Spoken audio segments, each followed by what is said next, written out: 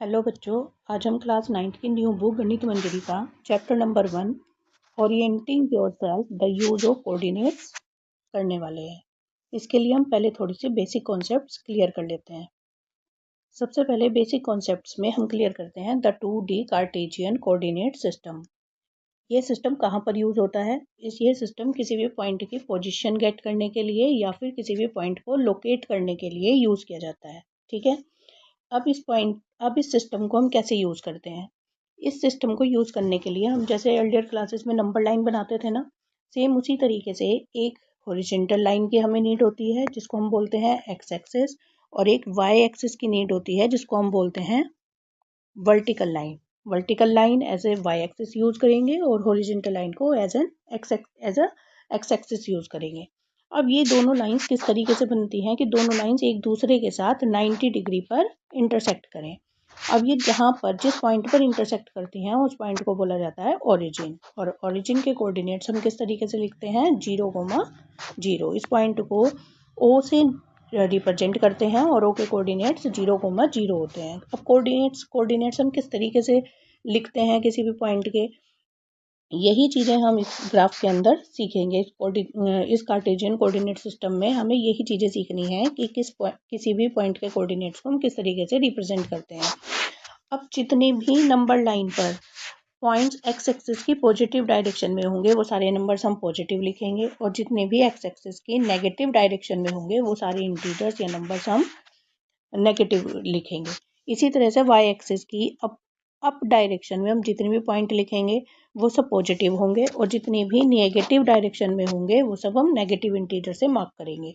ये सारे numbers equal distances पर मार्क किए जाते हैं। जितनी डिस्टेंसेस 0 to 1 है उतनी ही डिस्टेंसेस 1 to 2 होनी चाहिए, एंड सो ऑन। सभी नंबर्स के बीच में एक इक्वल डिस्टेंस, इक्वल गैप होना जरूरी है। अब ये देखो, अब ये जो कार्टेशियन सिस्टम है इस पूरे प्लेन को 4 पार्ट्स में डिवाइड करता है। फर्स्ट पार्ट को हम बोलते हैं फर्स्ट क्वाड्रेंट, सेकंड पार्ट को बोलते हैं हम सेकंड क्वाड्रेंट, थर्ड पार्ट को third quadrant, and fourth part को फोर्थ क्वाड्रेंट। और ये हम एंटी क्लॉकवाइज काउंट करते हैं, first, second, third and fourth. अब फर्स्ट क्वाड्रेंट में अगर आप देखोगे तो एक्स एक्सिस की डायरेक्शन भी प्लस में है और वाई एक्सिस की डायरेक्शन भी प्लस में है, इसलिए जितने भी पॉइंट्स इस फर्स्ट क्वाड्रेंट में लाई करेंगे वो सबका कोऑर्डिनेट्स का साइन कैसा आएगा? प्लस और प्लस। जो पहला नंबर होता है वो हम एक्स कोऑर्डिनेट का लिखते हैं, और जो दूसरा नंबर होता है वो हम वाई कोऑर्डिनेट का लिखते हैं। पहले को एक्स कोऑर्डिनेट बोलते हैं और दूसरे को वाई कोऑर्डिनेट बोलते हैं। क्लियर?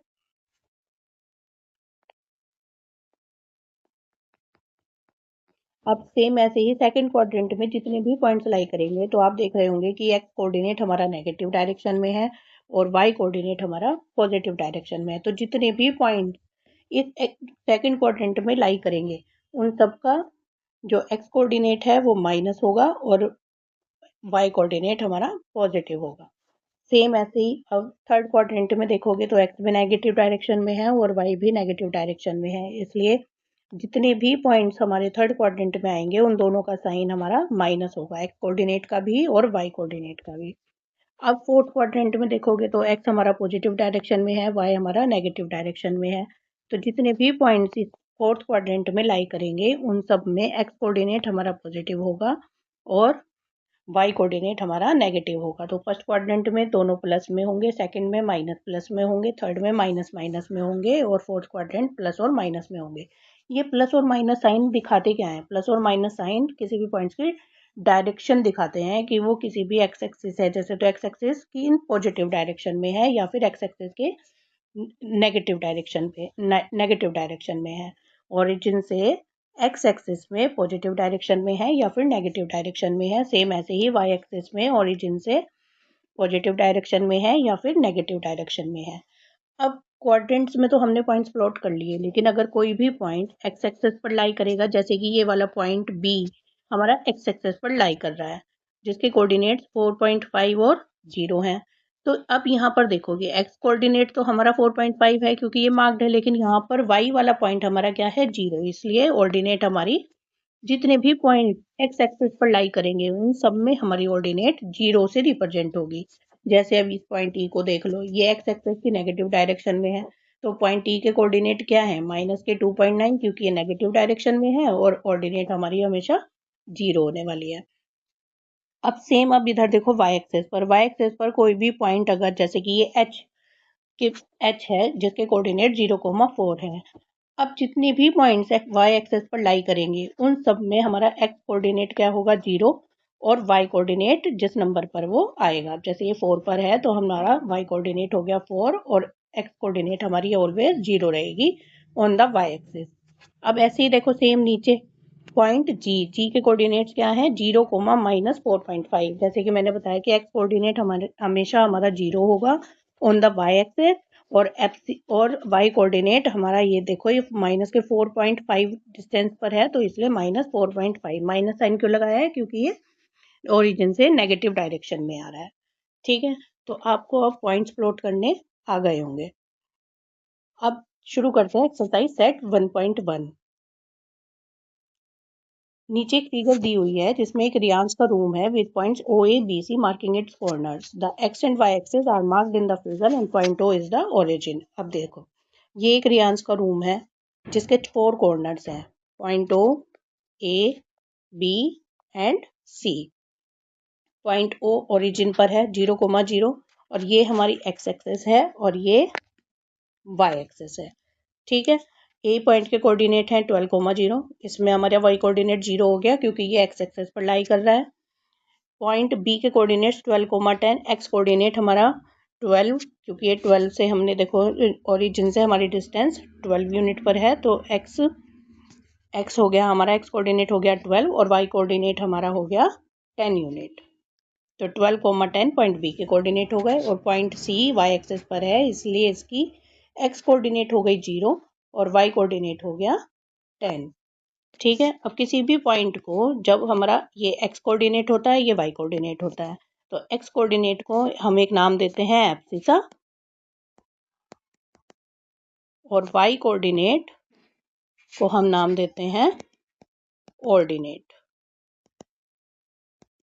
ठीक है, और इन दोनों को मिलाकर हमारे क्या बनते हैं, कोऑर्डिनेट्स।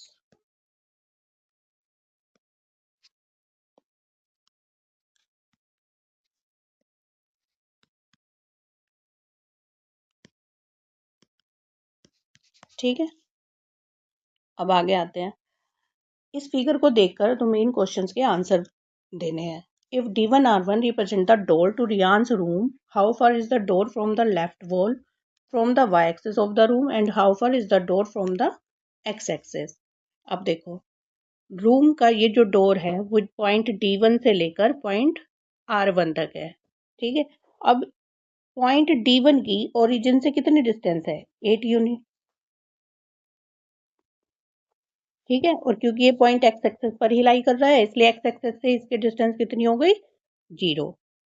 तो from the Y axes distance हो गई 8 unit, and the door from the Y axes X axes से इसकी डिस्टेंस कितनी हो गई, 0 unit. What are the coordinates of D1? D1 के कोऑर्डिनेट्स अब आप पता लगा सकते हो। देखो एक्स एक्सेस पर है तो एक्स वाला पॉइंट कितना, जहां पर मार्क्ड है 8, और एक्स एक्सेस पर हमारा वाई वाला कोऑर्डिनेट 0 होता है इसलिए 8,0। Next, if R1 is the point 11.5, 0, how wide is the door? अब देखो किसी भी रूम की अब रूम डोर की अब हमें ये विड्थ पता लगानी है। अब देखो ये कहाँ से कहाँ तक है, D1 से R1 तक है ना, तो यही हमारी डोर की विड्थ होगी। अब डोर की विड्थ कैसे निकालेंगे, दोनों का एक्स कोऑर्डिनेट माइनस कर दो, तो 11.5 माइनस 8।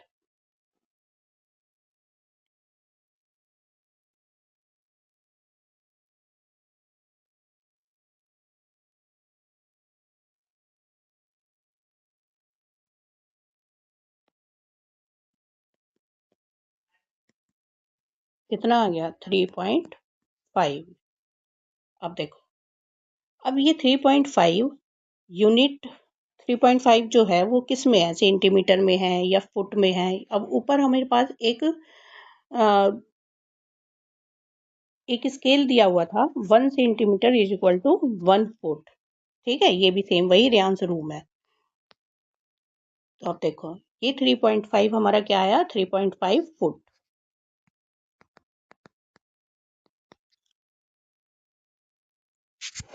तो how wide is the door, 3.5 foot. अब आगे देखो, do you think this is a comfortable width for the room door? Yes, it is comfortable width for the room door, क्योंकि जो room door की स्टैंडर्ड विड्थ होती है वो 3 foot to 3.5 foot होती है। ठीक है, नेक्स्ट है, if a person in a wheelchair wants to enter the room will she be able to do so easily? Yes, क्योंकि व्हील चेयर जो है वो भी हमारी 36 इंचज टू 42 इंचज होती है। अब देखो अगर मैं इसको इंच में कन्वर्ट करूं तो क्या आएगा, 1 फुट में होता है 12 इंच, तो 3 फुट में हो गए 36 इंच एंड देन 3.5 फुट में हो गए हमारे 42 इंच। तो व्हील चेयर की जो स्टैंडर्ड विड्थ होती है वो 36 टू 42 इंचेस होती है, और हमारे रूम डोर की भी यहाँ पर विड्थ कितनी है, 36 टू 42 इंचेस है। Next, if B1 and B2 represent the ends of the bathroom door, is the bathroom door narrower or wider than the room door? अब देखो बाथरूम डोर कहाँ पर है, ये है पॉइंट B1 और ये है पॉइंट B2। B1 के हमारे कोऑर्डिनेट्स कितने हैं, 1.5, और क्योंकि y एक्सेस पर है तो इसका x कोऑर्डिनेट 0 होगा और ये हो गया 1.5, और पॉइंट B2 के कोऑर्डिनेट हमारे कितने हो गए, 0,4। ठीक है, अब हमें इस बाथरूम डोर की विड्थ पता लगानी है, तो हम कैसे करेंगे, दोनों का y कोऑर्डिनेट माइनस कर देंगे, तो 4 माइनस 1.5 कितना आ गया, 2.5 फुट। अब देखो 2.5 जो है वो लेस देन है 3.5 से, और 3.5 क्या थी, रूम डोर की विड्थ, तो then it is narrower than the room door. ठीक है, exercise set 1.2, on a graph paper mark the x-axis and y-axis and the origin O. Mark points from minus 7,0 to 13,0 on the x-axis and from 0 minus 15 to 0,12 on the y-axis. Scale क्या use करना है, 1 centimetre equal to 1 unit, and using figure 1.5 answer the following questions. ठीक है, अब देखो हमें क्या करना है, एक एक्स एक्सेस बनानी है और एक वाई एक्सेस बनानी है। तो हमने यही किया है कि हमने एक सबसे पहले एक हॉरिजॉन्टल लाइन एक्स एक्सेस बनाई है, ठीक है, और एक वर्टिकल लाइन जिसको वाई एक्सेस, ये हो गया हमारा वाई एक्सेस।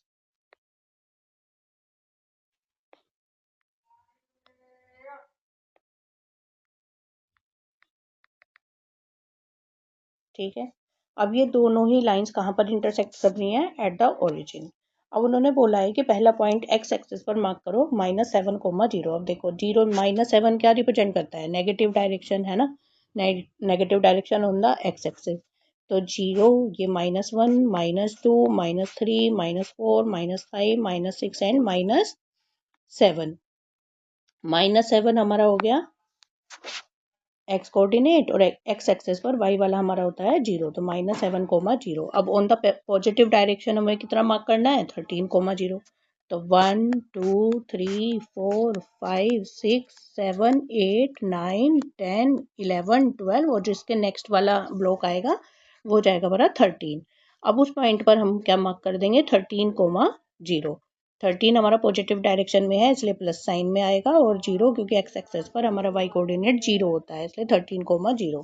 वाई एक्सेस पर हमें क्या मार्क करना है, वाई एक्सेस के पॉइंट देख लेते हैं। वाई एक्सेस पर हमें मार्क करना है 0 12 प्लस डायरेक्शन में और 0 -15।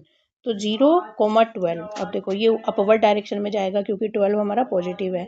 तो 1 2 3 4 5 6 7 8 9 10 11 एंड 12। तो ये वाला पॉइंट हमारा क्या हो जाएगा, एक्स कोऑर्डिनेट 0 और वाई वाला +12, 0,12 और 0, -15। अब ऐसे ही नेगेटिव डायरेक्शन में आप यहाँ पर आ जाएंगे तो नीचे हमारा -14 -15, ये वाला पॉइंट हमारा क्या हो जाएगा, 0, -15। माइनस क्या दिखा रहा है, negative direction of the Y axis. Okay, अब नेक्स्ट है question, place Rian's rectangular study table with three of its feet at the point 8, 9, 11, 9 and 11, 7। तो सबसे पहले हम ये वाले पॉइंट्स मार्क कर लेते हैं। 8, 9, देखो अब कहाँ पर पड़ेगा 8, 9। 8 हमारा x कोऑर्डिनेट और 9 हमारा y कोऑर्डिनेट। तो इधर से अब यहाँ पर आ जाओ और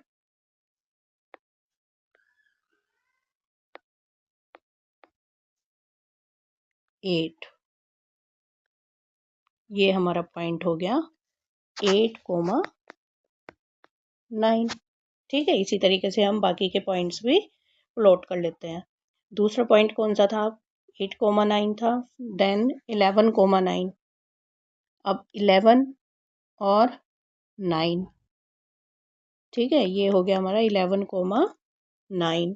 अब नेक्स्ट वाला क्या था? 11, 7। तो 11 और ये 7, 7 के सामने हमारा आ जाएगा ये वाला पॉइंट।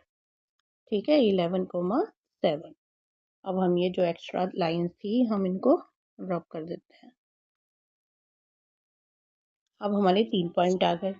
अब इन तीनों पॉइंट्स को हमें क्या करना है? ज्वाइन करना है। ये 3 फीट है। एक टेबल के 3 हो गए, ठीक है, 3 कोऑर्डिनेट। अब हमें पता लगाना है कि इसका 4th फुट कहाँ पर होगा। तो अब देखो टेबल जो है वो रेक्टेंगुलर होती है, तो अब हम इसको ज्वाइन करके एक रेक्टेंगल बना लेते हैं। तो कहाँ पर हमारा पॉइंट आया है? ये वाला पॉइंट आया है और इस पॉइंट के कोऑर्डिनेट्स क्या होंगे? 8 और यहाँ पर ये देखो सामने किस पॉइंट पर जा रहा है? 7। तो 8, 7।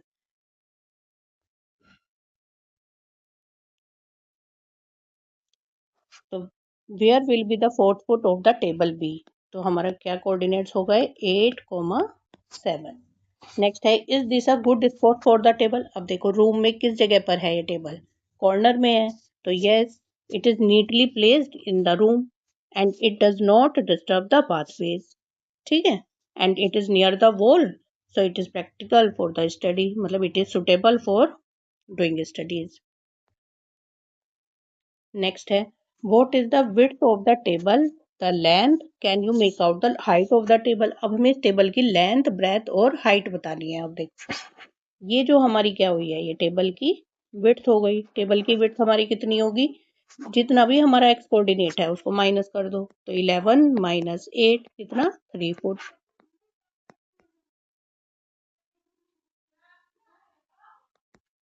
ठीक है, और ये हमारी हो गई लेंथ। अब लेंथ के लिए हमारा वाई वाला कोऑर्डिनेट माइनस कर दो। तो 9 माइनस 7 यानी कि 2 फुट। अब क्या तुम अच्छा इसमें हाइट निकाल सकते हो? नहीं, क्यों? क्योंकि ये 2D प्लेन है और 2D प्लेन में हमें यहाँ पर अभी टेबल का सिर्फ टॉप व्यू दिखाई दे रहा है और टॉप व्यू में सिर्फ लेंथ और ब्रेथ ही हम फाइंड कर सकते हैं। We can not determine the height.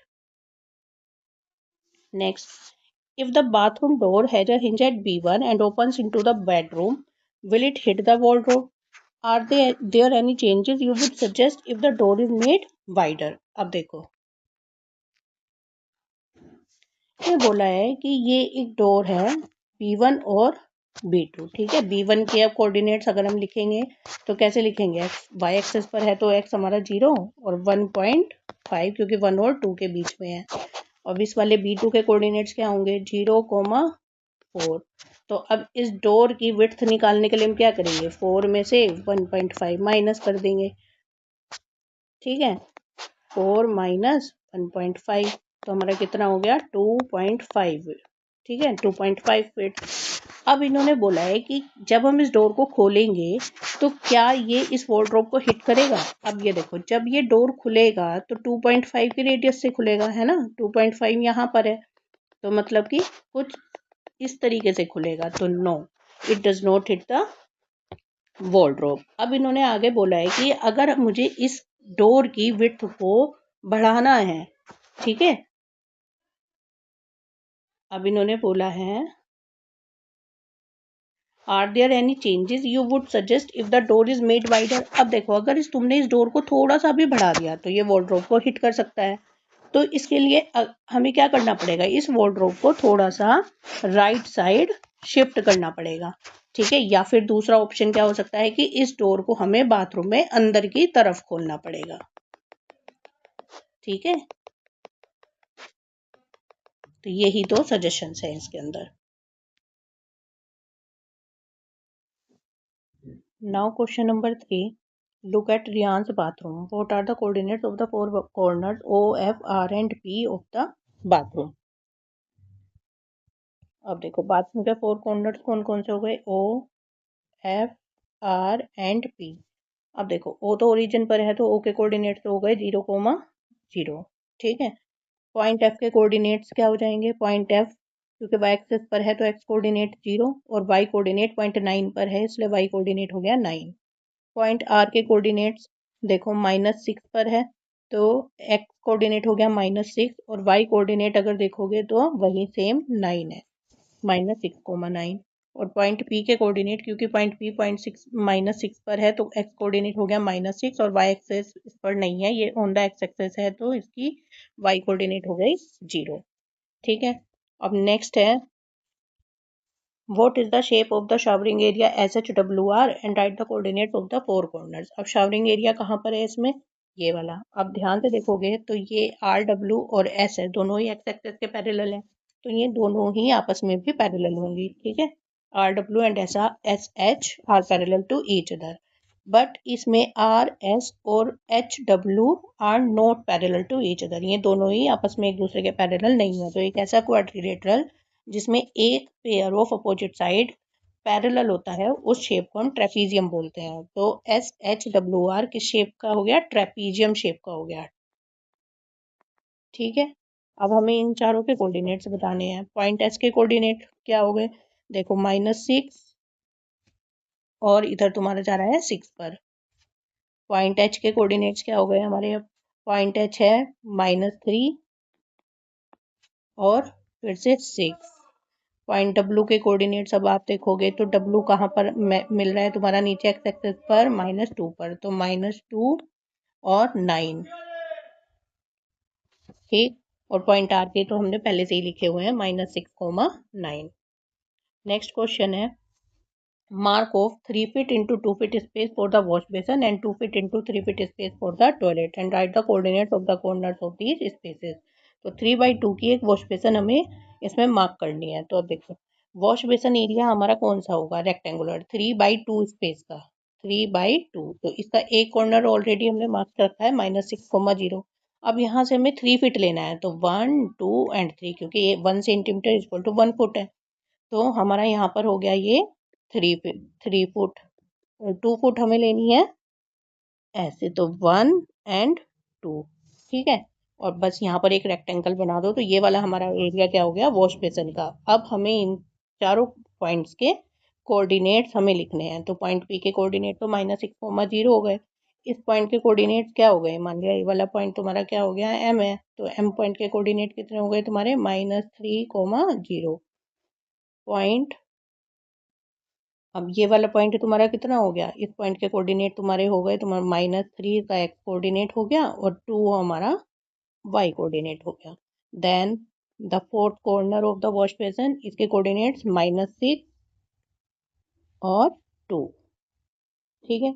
अब हमें एक टॉयलेट एरिया मार्क करना है 2/3 फीट का, 2/3 फीट का। अब यहीं से देखो 1 एंड 2, ये तो हो गया हमारा 2 फुट और 3 हमें लेनी है ऐसे वर्टिकल, 1 2 एंड 3, ठीक है। और एक रेक्टेंगल मार्क कर देंगे। अब हमारे ये वाले 4 कॉर्नर हो गए 1 2 3 and 4 corner of the toilet area. अब ये वाला पॉइंट तो ऑलरेडी मार्क है -6,2, ठीक है। अब लेट ये वाला हम इनको पॉइंट्स मार्क कर लेते हैं, मान लीजिए points A B C D हैं तो A B C and D. तो पॉइंट ए के कॉर्नर, तो पॉइंट ए के हमारे कोऑर्डिनेट हो गए -6,2। पॉइंट बी के देखो नीचे नीचे एक्स कोऑर्डिनेट पर मिल रहा है इसका -4 पर और ये हमारा 2 -4 और ये 2, ठीक है। ये देखो सेम ही रहने वाला है 2। पॉइंट सी के कोऑर्डिनेट अब -4 और y वाला हमारा मिल रहा है 5 पर। और पॉइंट डी के कोऑर्डिनेट क्या होंगे -6, कॉमा, और डी पर हमारा हो गया 5।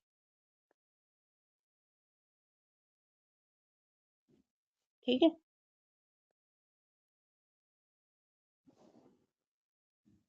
नेक्स्ट है other rooms in the house. Rayan's room door leads from the dining room, which has the length 18 feet and width 15 feet. The length of the dining room extends from point P to A. Sketch the dining room and mark the coordinates of its corners. अब हमें एक extra room बनाना है dining room, जिसकी length होनी चाहिए 18 feet और width होनी चाहिए 15 फीट। ठीक है। और the length of the dining room extend from point P to A. अब देखो,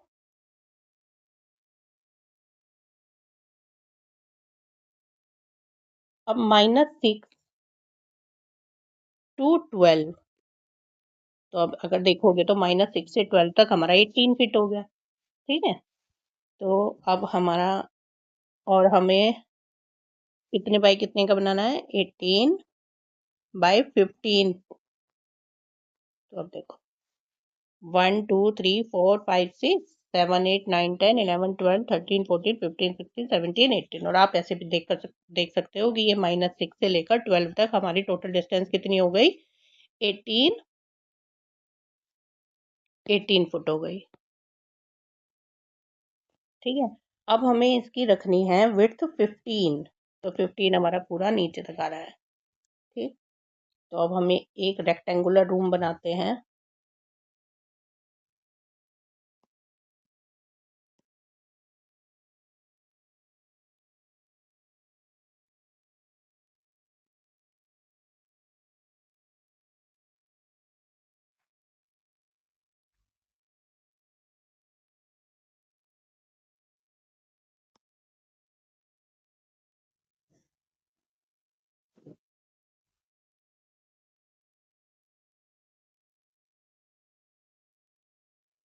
तो ये अब हमारा एक 18/15 का डाइनिंग एरिया हो गया।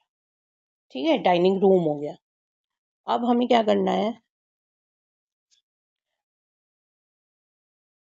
Place a rectangular 5 feet into 3 feet dining table precisely in the centre of the dining room. अब हमें इस डाइनिंग रूम के बिल्कुल सेंटर में एक डाइनिंग टेबल, जिसकी लेंथ और ब्रेथ 5 फीट और 3 फीट होनी चाहिए, और फिर हमें उसके कोऑर्डिनेट्स भी बताने हैं। ठीक है। तो अब देखो, ये हमारे पास एक रूम आ गया, डाइनिंग रूम। इस डाइनिंग रूम के बिल्कुल सेंटर में होनी चाहिए 5/3 फीट की एक डाइनिंग टेबल। अब सबसे पहले हमें इसका एक सेंटर पॉइंट निकालना पड़ेगा। ठीक है, वो सेंटर पॉइंट कहाँ पर होगा।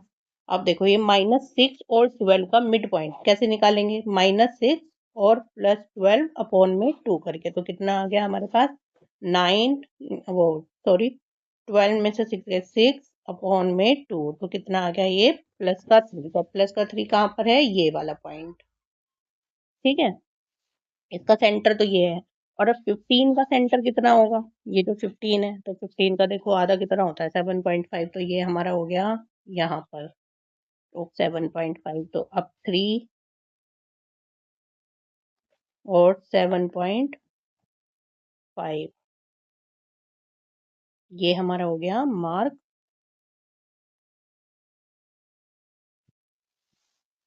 ठीक है, इस पॉइंट के कोऑर्डिनेट्स हमारे कितने हो गए, टी कोमा -7.5। अब हमें एक डाइनिंग टेबल 5/3 की मार्क करनी है। अब देखो, इस 5 का आधा इधर जाएगा, ठीक है, और आधा इधर जाएगा, तो 3 में से 5 का हाफ यानी कि 2.5, 2.5 पार्ट हमें इधर मार्क करना है और 2.5 पार्ट हमें इधर मार्क करना है। तो अब देखो 1 2 और इसका ये 1 2 एंड 2.5, ये हो गया। ठीक, ऐसे ही 1 2 और ये 0.5, तो ये हमारी हो गई 5 फीट।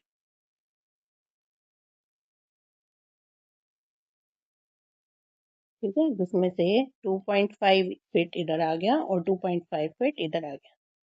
ठीक, अब हमें चाहिए 3। 3 फीट। अब इसकी विड्थ चाहिए, तो 3 का हाफ कितना हो गया 1.5, तो 1.5 ऊपर, 1.5 हमारा यहाँ पर आएगा, 1 और 0.5, ठीक है, ये वाला पॉइंट है। तो कितना हो गया ये, माइनस वो 3 और -6।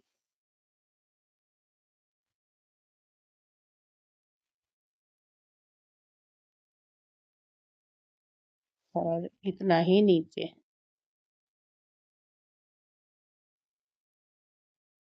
और इस कोऑर्डिनेट की ज़रूरत नहीं है हमें, बस हमें मार्किंग करनी है। तो 3.5,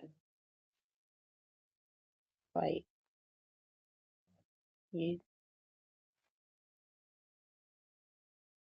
3 का हाफ 1.5 ऊपर और 1.5 नीचे। अब हमें क्या करना है, बस एक रेक्टेंगल ड्रॉ कर देना है।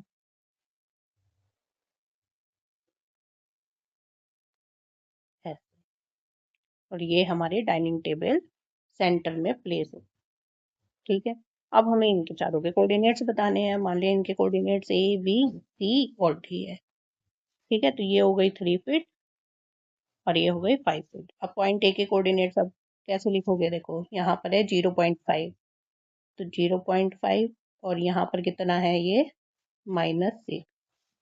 पॉइंट बी के कोऑर्डिनेट्स देखो कितना हो गया, अब हमारे पास 3, 4 और ये है हमारा 5.5, तो 5.5 और -6। ऐसे पॉइंट सी के कोऑर्डिनेट देखो, ये हमारा है 5.5 और -9।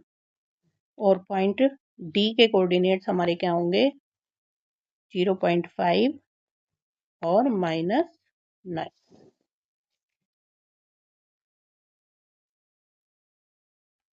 Now we will discuss the next topic, distance between 2 points in the 2D plane. Now to find the distance between any 2 points in the xy plane we use Pythagoras theorem. अब कैसे हम Pythagoras theorem तो use करेंगे, ये देखो।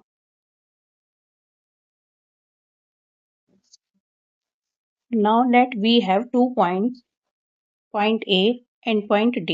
Coordinates of point A is x1, y1 and coordinate of point D is x2, y2. Let's draw a vertical line AF and draw a horizontal line backward direction DF to make a right angle triangle AFD. Now the length AF will be y2 minus y1, दोनों का y coordinate हमने minus किया तो हमारे पास length आ गई AF.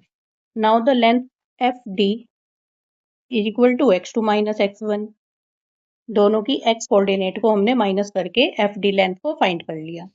Now by Pythagoras theorem in right angle triangle AFD, AD is hypotenuse, AF is perpendicular and FD is base. By Pythagoras theorem we have h square is equal to p square plus b square. What is h? AD. And perpendicular है y2 minus y1 and x2 minus x1 whole square. Then AD is equal to square root of x2 minus x1, आप आगे भी लिख सकते हो, तो x2 minus x1 whole square plus y2 minus y1 whole square. This is the distance formula to find the distance between any 2 points in a 2D plane. आप इस फॉर्मूले को इस तरीके से भी लिख सकते हो, x1 आगे रख लो, x2 पीछे, x1 माइनस x2 का square plus y1 minus y2 का स्क्वायर। हम ऐसे क्यों लिख सकते हैं, क्योंकि स्क्वायर हमेशा चाहे पॉजिटिव इंटीजर का हो या फिर नेगेटिव इंटीजर का हो, स्क्वायर हमेशा पॉजिटिव आता है, ठीक है। तो आप ये वाला फॉर्मूला भी लर्न कर सकते हो और ये वाला फॉर्मूला भी लर्न कर सकते हो। Then distance formula, it is called distance formula to find the distance between any 2 points, x2 minus x1 का square plus y2 minus y1 का square. Now end of chapter exercise. Question number 1, what are x coordinate and y coordinate of the point of intersection of the two axes? अब देखो ये graph है, ये हमारे x access है और ये हमारी वाई एक्सिस है। दोनों ही एक्सिस किस पॉइंट पर इंटरसेक्ट कर रही हैं? पॉइंट ओ, ओरिजिन पर। और ओरिजिन के कोऑर्डिनेट्स क्या होते हैं? 0 एंड 0। तो एक्स कोऑर्डिनेट भी 0 हो गया और वाई कोऑर्डिनेट भी 0। तो X coordinate is equal to 0 and Y coordinate is equal to 0। Question number 2, point W has X coordinate equals to -5. Can you predict the coordinates of point H which is on the line through W parallel to the y-axis and which coordinates can H lie in? अब ये देखो, point -5 कहाँ पर है? ये है point -5। यहाँ पर कोई पॉइंट W है जिसका x कोऑर्डिनेट -5 है। अब हमें क्या करना है? इस W से y एक्सिस के पैरेलल एक लाइन ड्रॉ करनी है। तो अब ये देखो, हमने एक y एक्सिस के लाइन, y एक्सिस के पैरेलल हमने एक लाइन ड्रॉ की। ठीक, अब इस लाइन पर आप देखो, पॉइंट H हमें कहीं पर भी मार्क करना है। तो पॉइंट H यहाँ पर हो सकता है, पॉइंट H कहीं पर भी ऊपर हो सकता है, नीचे हो सकता है इस लाइन पर, एंड इस पॉइंट पर भी हो सकता है। तो H पॉइंट पर हमारा जो x कोऑर्डिनेट है, मान लिया पॉइंट H यहाँ पर है, तो इस पॉइंट का x कोऑर्डिनेट हमेशा क्या होगा? -5। और y हमारा, हम यहाँ से चेक कर लेंगे कि हमारा जहां पर भी लाई कर रहा होगा वही हमारा y वाला कोऑर्डिनेट होगा। तो अभी 5 y एक्सिस पर अगर हमें कोई भी पॉइंट लेना है तो हम y ले लेते हैं। तो H पॉइंट के कोऑर्डिनेट्स हो गए -5, y। जो हमारा अगर y प्लस में है यानी कि ग्रेटर देन 0 है तो वो सेकंड क्वाड्रेंट में आएगा, और अगर y लेस देन 0 है तो वो थर्ड क्वाड्रेंट में आएगा, और अगर y इज इक्वल टू 0 है देन वो ऑन द एक्स एक्सिस आएगा। दैट मीन्स आंसर क्या हो गया? Second quadrant, third quadrant and on the X axis. और कोऑर्डिनेट क्या हो गए पॉइंट एच के? -5, 1। Now question number 3. Consider the points R, A, M and P. If they are joined in the same order, predict two sides of ramp that are perpendicular to each other. अभी हमें बिना graph बनाए यह पता लगाना है कि ramp, अगर मैं इन चारों पॉइंट्स को ज्वाइन करूं तो इनमें से कौन सी दो लाइंस आपस में परपेंडिकुलर होंगे। अब ये देखो, पॉइंट आर और पॉइंट ए में क्या इसका एक्स कोऑर्डिनेट सेम है? नहीं। वाई कोऑर्डिनेट सेम है? नहीं। तो ये दोनों तो आपस में परपेंडिकुलर नहीं होंगे। अब पॉइंट ए और पॉइंट एम में चेक करते हैं। पॉइंट ए और एम की एक्स कोऑर्डिनेट सेम नहीं है, बट इसका वाई कोऑर्डिनेट सेम है। तो जब पॉइंट्स का वाई कोऑर्डिनेट सेम होता है तब वह लाइन एक्स एक्सिस के पैरेलल होती है। तो ए एम हमारी हो गई line A M X axis के पैरेलल। अब पॉइंट एम और पी को चेक करते हैं। पॉइंट एम और पी में एक्स कोऑर्डिनेट हमारा सेम है पर इसका वाई कोऑर्डिनेट डिफरेंट है। तो जब कोई दो पॉइंट्स का एक्स कोऑर्डिनेट सेम होता है तो वह लाइन वाई एक्सिस के पैरेलल होती है। तो दैट मीन्स एम पी।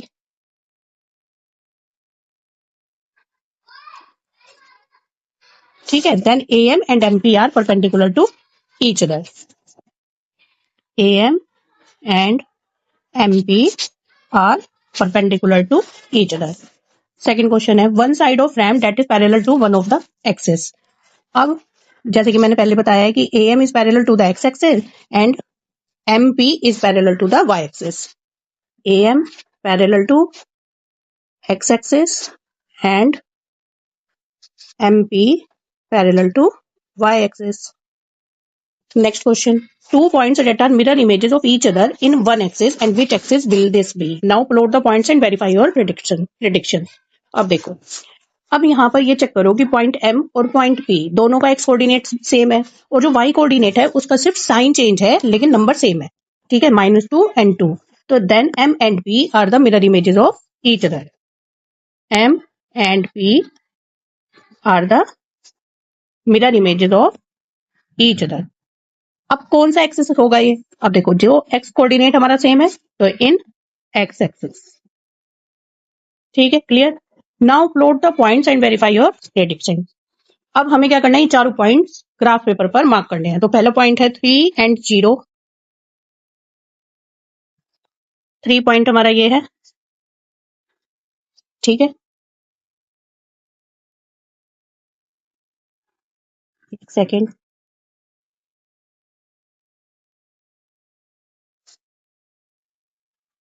हम एक्स्ट्रा जो हमने किया है पहले हम उसको हटा देते हैं जिससे कि ये क्वेश्चन हमारा थोड़ा क्लियर रहे।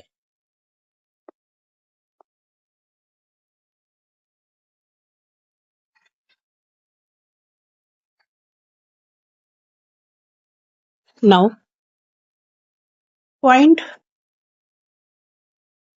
आर आर हमने मार्क कर लिया है। पॉइंट ए 0 -2, 0 -2 कहां पर होगा? ये पॉइंट ए। नेक्स्ट पॉइंट है हमारा -5 -2, -5 एंड -2 एम। एंड नेक्स्ट था -5 एंड 2, -5 एंड 2 पी पॉइंट। अब हम इनको ज्वाइन कर देते हैं।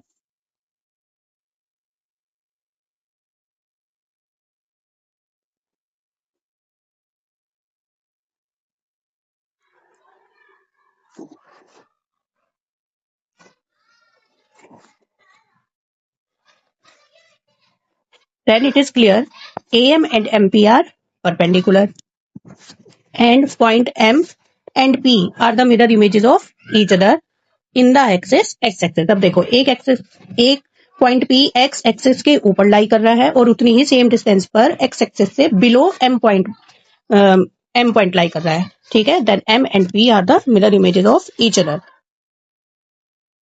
Now question 4, float points Z 5 and -6 on the Cartesian plane, construct a right angle triangle IZN and find the length of the three sides। अब देखो कहां पर पॉइंट होगा? 5 हमारी x कोऑर्डिनेट है और -6 हमारा y कोऑर्डिनेट है। ठीक, ये पॉइंट होगा। z पॉइंट है 5 एंड -6। अब we have to make a right angle triangle. तो अब देखो कितने सारे हम राइट एंगल ट्राइंगल बना सकते हैं। एक तो यही बन जाएगा ऐसे, एक हॉरिजॉन्टल, एक वर्टिकल एंड जॉइन दिस। ठीक है, एक तो ये बन गया। अब कितने सारे बना सकते हैं? देखो ये तो हॉरिजॉन्टल, एक पॉइंट ये ले लो, एक पॉइंट ये ले लो, ये ऐसे, ये भी एक राइट एंगल ट्राइंगल है, ये भी एक राइट एंगल ट्राइंगल है। ठीक है, और हमारे पास ये पॉइंट है तो आप इधर भी मार्क कर सकते हो, ऐसे बना सकते हो। इधर भी एक राइट एंगल ट्राइंगल है। तो ये पर्सन टू पर्सन वेरी करता है कि उसने कौन सा राइट एंगल ट्राइंगल बनाया है। ठीक है, तो हम बहुत सारे राइट एंगल ट्राइंगल बना सकते हैं।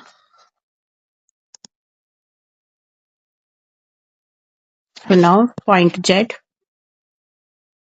5 एंड -6 मैंने ये वाला बनाया है, तो मैं इस पॉइंट को मार्क कर रही हूँ I Z एंड N। अब देखो, अब मुझे फाइंड करनी है length of the three sides of this right angle triangle. अब आई जेड कितना होगा? एक्स एक्सेस से कितनी डिस्टेंस पर है? 5, इसका एक्स कोऑर्डिनेट है 5, तो आई जेड डिस्टेंस कितनी हो गई? 5 unit. Z N on the Y axis, आपका वाई कोऑर्डिनेट कितना है? -6, देन 6 यूनिट्स। लेंथ को हमेशा पॉजिटिव लेते हैं, माइनस साइन सिर्फ डायरेक्शन दिखाता है। Then I N you can find it by the Pythagoras theorem और by distance formula. Then apply Pythagoras theorem, तो then I N is equal to square root of I Z square. I Z हो गया आपका 5, 5 square हो गया 25, 6 square हो गया 36, देन 61 unit. Now question number 5, what would a system of coordinates be like if we did not have negative numbers. अब ये देखो, अगर मेरे पास ये वाले नेगेटिव नंबर्स, ये और ये नहीं है, तो मेरे पास कौन कौन से, ये वाला क्वाड्रेंट नहीं होगा, ये वाला नहीं होगा और ये वाला भी नहीं होगा। हम सिर्फ पॉइंट्स को कहां पर मार्क कर पाएंगे? सिर्फ ओनली फर्स्ट क्वाड्रेंट में, या फिर on the positive direction of X axis में, या फिर positive direction of Y axis पर। Clear? Then if we did not have negative numbers, then we have to plot all the numbers in only first quadrant, positive x-axis and positive y-axis। First quadrant, positive x-axis and positive y-axis, and at origin, and at origin also, क्योंकि किसी भी point के coordinates 0 and 0 भी हो सकते हैं। Okay, would this system allow us to locate all the points on a 2D plane? No this system do not allow us to locate all the points on a 2D plane, क्योंकि अब हम जब हमारे पास negative numbers नहीं है तो हम सिर्फ फर्स्ट क्वाड्रेंट में मार्क कर पा रहे हैं, तो in second quadrant, in third quadrant and in fourth quadrant and also on the negative axis we can not locate all the points. और 2D प्लेन में तो चारों क्वाड्रेंट आते हैं, ठीक है, clear. Question number 6, are the points M, K and G on the same straight line? Suggest a method to check this without floating and joining the points. अब हमें ग्राफ पर प्लॉट किए बिना हमें ये चेक करके बताना है कि ये तीनों पॉइंट्स एक ही लाइन में है या नहीं है। अब एक अब ये देखो, मान लिया हमारे पास कोई भी 3 पॉइंट है P, Q और R, और अगर ये एक ही लाइन में लाई करते हैं तो पी क्यू और क्यू आर को अगर मैं प्लस करूँ तो मेरा आंसर किसके इक्वल आना चाहिए, पी आर, है ना। जैसे अगर ये 2 सेंटीमीटर है और ये 3 सेंटीमीटर है तो ये दोनों को मिलाकर ये कितनी होगी, 5 सेंटीमीटर, है ना। तो सेम इसी चीज के लिए पी क्यू डिस्टेंस कैसे निकलती है, डिस्टेंस फॉर्मूला से। क्यू आर कैसे निकाल सकते हैं, डिस्टेंस फॉर्मूला से। और पी आर भी कैसे निकाल सकते हैं, डिस्टेंस फॉर्मूला से। तो ये मैंने सिर्फ एक एग्जांपल लिया है आपको समझाने के लिए, ठीक है। तो अब हमें क्या करना है, डिस्टेंस फॉर्मूला हम अप्लाई करेंगे और एक बार एम ए डिस्टेंस फाइंड करेंगे, एक बार ए जी डिस्टेंस फाइंड करेंगे और फिर एक बार एम जी डिस्टेंस फाइंड करेंगे और चेक करेंगे कि एक बार एम ए निकालेंगे, एक बार ए जी निकालेंगे और एक बार एम जी निकालेंगे। और फिर ये चेक करेंगे कि कोई भी दो साइड का सम तीसरी साइड के इक्वल आ रहा है या नहीं। अगर आ रहा है तो yes, they lie on the same straight line, और अगर नहीं आ रहा है तो इज नॉट। तो then by distance formula,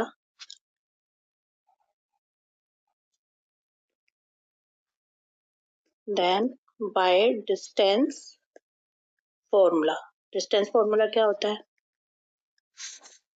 x2 minus x1 whole square plus y2 minus y1 whole square. अब हम ले रहे हैं पहले point m -3 -4 and point A O and O. Point m के कोऑर्डिनेट्स हमने x1 y1 ले लिए और a के x2 y2। Then the distance ma will be, now putting the values, x2 हमारा कितना है 0, x1 कितना है -3 square plus y2 0 and minus minus 4 square.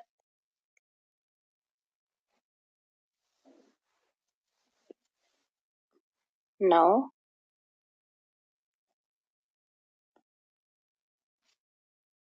0 minus minus 3 कितना हो गया, +3 स्क्वायर, और 0 माइनस माइनस प्लस होता है तो 4 स्क्वायर। 3 स्क्वायर प्लस 4 स्क्वायर कितना हो गया, 9 प्लस 16 25, और 25 कितना हो गया है 5 यूनिट, ठीक है। सेम ऐसे ही अब पॉइंट ए हमारा है 0 0 एंड पॉइंट जी है 6,8। तो ये अब इसके लिए x1 y1 और ये x2 y2। Then the distance A G will be 6 minus 0 square plus 8 minus 0 square. 6 square कितना होता है 36, और 8 माइनस 0 8 स्क्वायर हो गया 64। देन 100, और 100 का होता है 10 यूनिट, क्लियर। नाउ अब हमें निकालिए एम जी। पॉइंट एम के कोऑर्डिनेट्स हैं -3 -4, जी पॉइंट के कोऑर्डिनेट्स हैं 6 and 8। Then M G distance कितनी हो जाएगी, 6 minus minus 3 square plus 8 minus minus 4 square. 6 plus 3 9, 9 square हो गया 81, 8 प्लस 4 12, 12 स्क्वायर हो गया 144। प्लस करने पर आएगा 225, और 225 का स्क्वायर रूट होता है 15, ये आ गया 15 यूनिट। अब देखो चेक करो, ये है 5 यूनिट, ये है 10 यूनिट और ये है 15 यूनिट। तो एम ए प्लस ए जी अगर मैं करूँ तो मेरा आंसर एम जी के इक्विवेलेंट आता है। इट मीन्स कि M A and G are on the same straight line. Here M A plus A G is equal to 5 plus 10 is equal to 15 unit is equal to mj. Then since ma plus ag is equal to mg. Therefore, the points M, A and G lie on same straight line. Clear?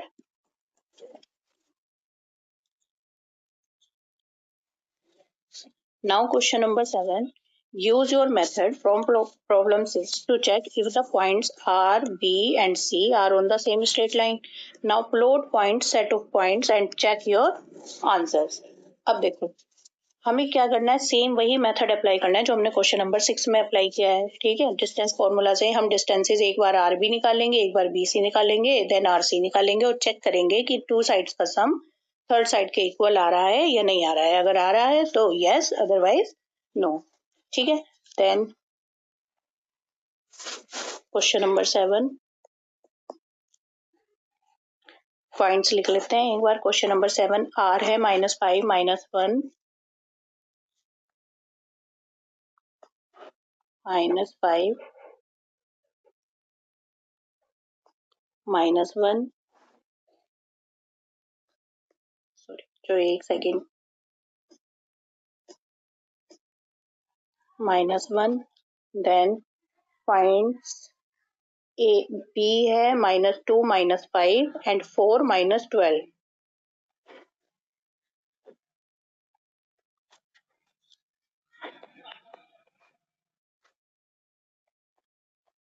-2 -5 and C point है 4 -12. Now bye distance formula जो हमने ऊपर ये वाला अभी apply किया था ना, x2 - x1 square plus y2 - y1 square, same वही डिस्टेंस फॉर्मूला लगाएंगे अब फॉर आर ए. अब देखो आर ए के लिए ये x1, ये y1, ये x2 एंड ये y2.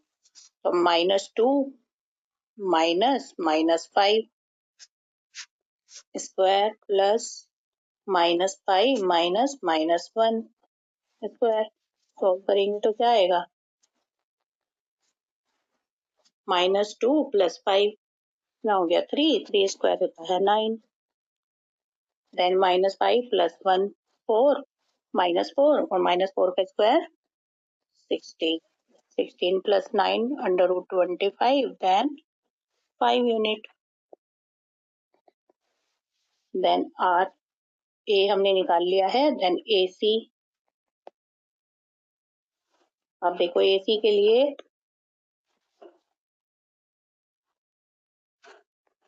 ये होगा x1, ये y1 और ये x2 एंड ये y2.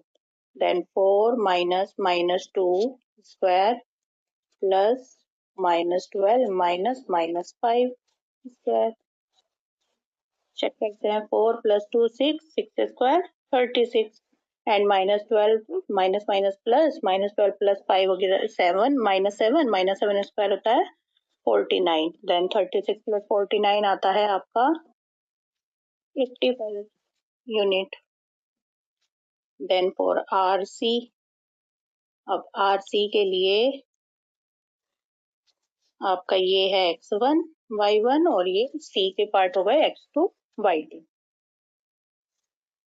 4 -5 square plus -12 -1. 4 + 5 क्या होता है 9. 9 स्क्वायर होता है 81. 12 -12 + 1 -11. 11 स्क्वायर होता है 121. तो 81 + 121 होता है √202 यूनिट्स. अब देखो यहाँ पर तो आर ए की वैल्यूज तीनों की डिफरेंट डिफरेंट वैल्यूज आ रही हैं और कोई भी रिलेशन भी नहीं बन रहा है कि आर ए और ए सी को अगर मैं ऐड करती हूँ तो मेरा आर सी के इक्विवेलेंट नहीं आ रहा है. तो आप लिखोगे since R A plus A C not equal to R C, therefore the points R B and C do not lie on the straight line.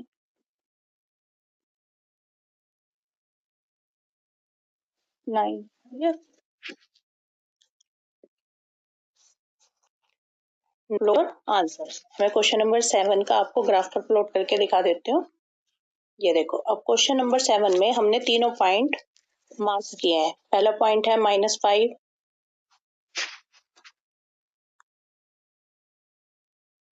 -1, then -2, -5 and 4, -12। अब आप देख रहे होगे -2 एंड -5 ये लाइन पर नहीं है। ये है पॉइंट आर, ये है पॉइंट बी एंड ये है पॉइंट सी। आर और सी तो लाइन पर आ रहे हैं पर बी पॉइंट लाइन पर नहीं आ रहा है, तो then it is verified. Same इसी तरीके से हम क्वेश्चन नंबर 6 के तीनों पॉइंट्स भी प्लॉट करके चेक कर सकते हैं कि वो तीनों एक ही लाइन पर आ रहे हैं या नहीं। तो question as one vertex plot the vertices of a right angled isosceles triangle and an isosceles triangle with one vertex in quadrant third and the other in quadrant fourth। तो पहले फर्स्ट पार्ट करते हैं right angled isosceles triangle. अब देखो, अगर एक right angle triangle की condition होती है कि इसकी टू लेग्स आपस में परपेंडिकुलर होती हैं और आइसोसेलेस है तो इसकी दोनों लेग्स आपस में इक्वल भी होती है। मतलब अगर ये 2 यूनिट है तो ये भी 2 यूनिट होगी। ठीक है, अगर तो जितनी भी हमारी बेस होता है उतना ही परपेंडिकुलर होता है। तो अब हम इसको एक बार ग्राफ पर देख लेते हैं। अब देखो, ओरिजिन को हमें लेना है इस राइट एंगल ट्रायंगल का वर्टेक्स। ठीक है, तो अब हमें मान लिया हमने एक्स एक्सिस पर इसकी एक लेग 3 यूनिट ली है, तो हमें वाई एक्सिस पर भी इसकी दूसरी लेग 3 यूनिट ही लेनी पड़ेगी और दोनों एक्सिस आपस में परपेंडिकुलर होती है। तो राइट एंगल ट्रायंगल इन दोनों को अब मिला दो। ठीक है, तो अब हमारी oh let this is point A and this is point B.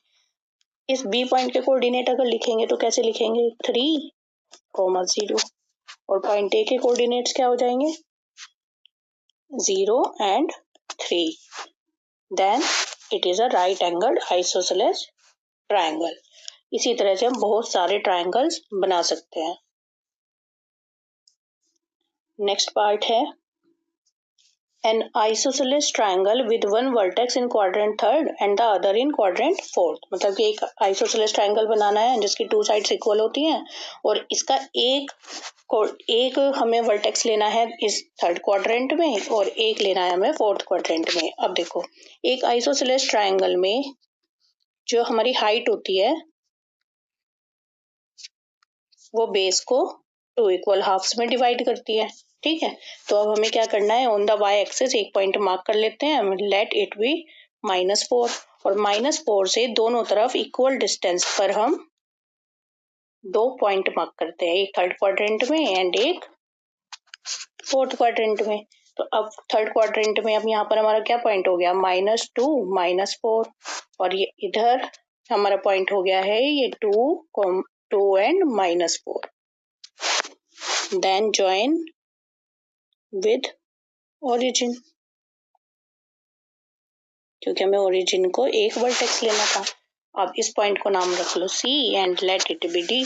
C point के कोऑर्डिनेट्स हो गए -2, -4 एंड D पॉइंट के कोऑर्डिनेट हो गए 2 and -4 and OCD triangle is an isosceles triangle. Now question number 9. The following table shows the coordinates of point S, M and T. In each case, state whether M is the midpoint of segment ST. Justify your answer. अब देखो, नीचे एक table दी हुई है जिसमें 3 points हैं S, M and T। हमें check करना है कि क्या M S T का मिड पॉइंट है या नहीं है, और अगर है तो उसका हमें रीजन देना है। तो अब देखो, एक पहले हम इसके लिए मिड पॉइंट फॉर्मूला देख लेते हैं। अब देखो, कोई भी अगर मान लिया हमारे पास एक लाइन सेगमेंट है ए बी, ए पॉइंट के कोऑर्डिनेट है अगर x1 y1 और बी पॉइंट के कोऑर्डिनेट्स हैं x2 y2, तो हमें अगर इसका मिड पॉइंट निकालना है जिसके coordinates let x and y है, तो हमारे पास एक मिड पॉइंट फॉर्मूला होता है। Then by mid point formula,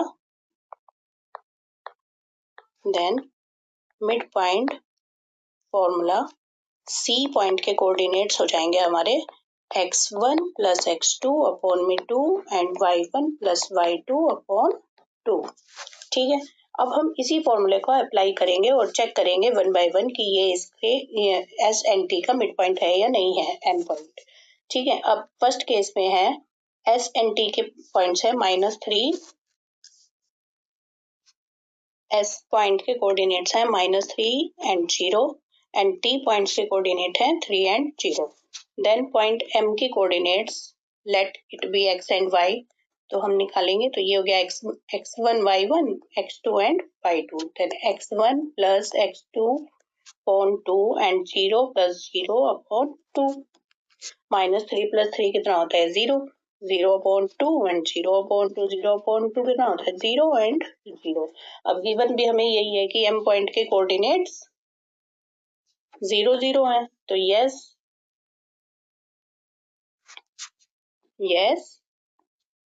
m is the midpoint of ST।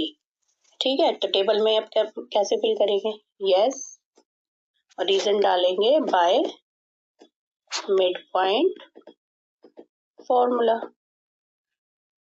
ठीक है, then part second,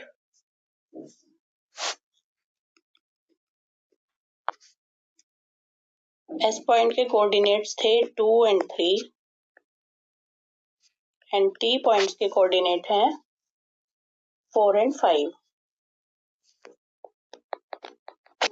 then point M x Y, ये x1 ये y1 x2 y2, then x1 plus x2 upon में 2 y1 plus y2 upon 2, 4 plus 2 6 upon 2 8 upon 2, 6 upon 2 होता है 3 and 8 upon 2 होता है 4। Now check, देखो 3 and 4 and 3 and 4, then yes m is the midpoint of ST। again in second case, then yes by midpoint formula। next in third case, S point के coordinates हैं 0 and 0 and T points के coordinate थे 0 -10। Then mid point M x y के coordinates होंगे x1 y1 x2 y2, 0 plus 0 upon में 2, 0 plus -10 upon 2। Then ये तो 0 ही हो गया, 0 upon 2 0 and 0 -10 upon 2 0 and -5। Check करते हैं कितना दिया है 0 एंड 5, बट हमारा आंसर क्या आ रहा है 0 and -5। Then no, m is not the midpoint of ST। Clear, तो अब यहाँ पर टेबल में हम क्या लिख देंगे, no by mid point formula. In fourth case -8 7 and 6 -3,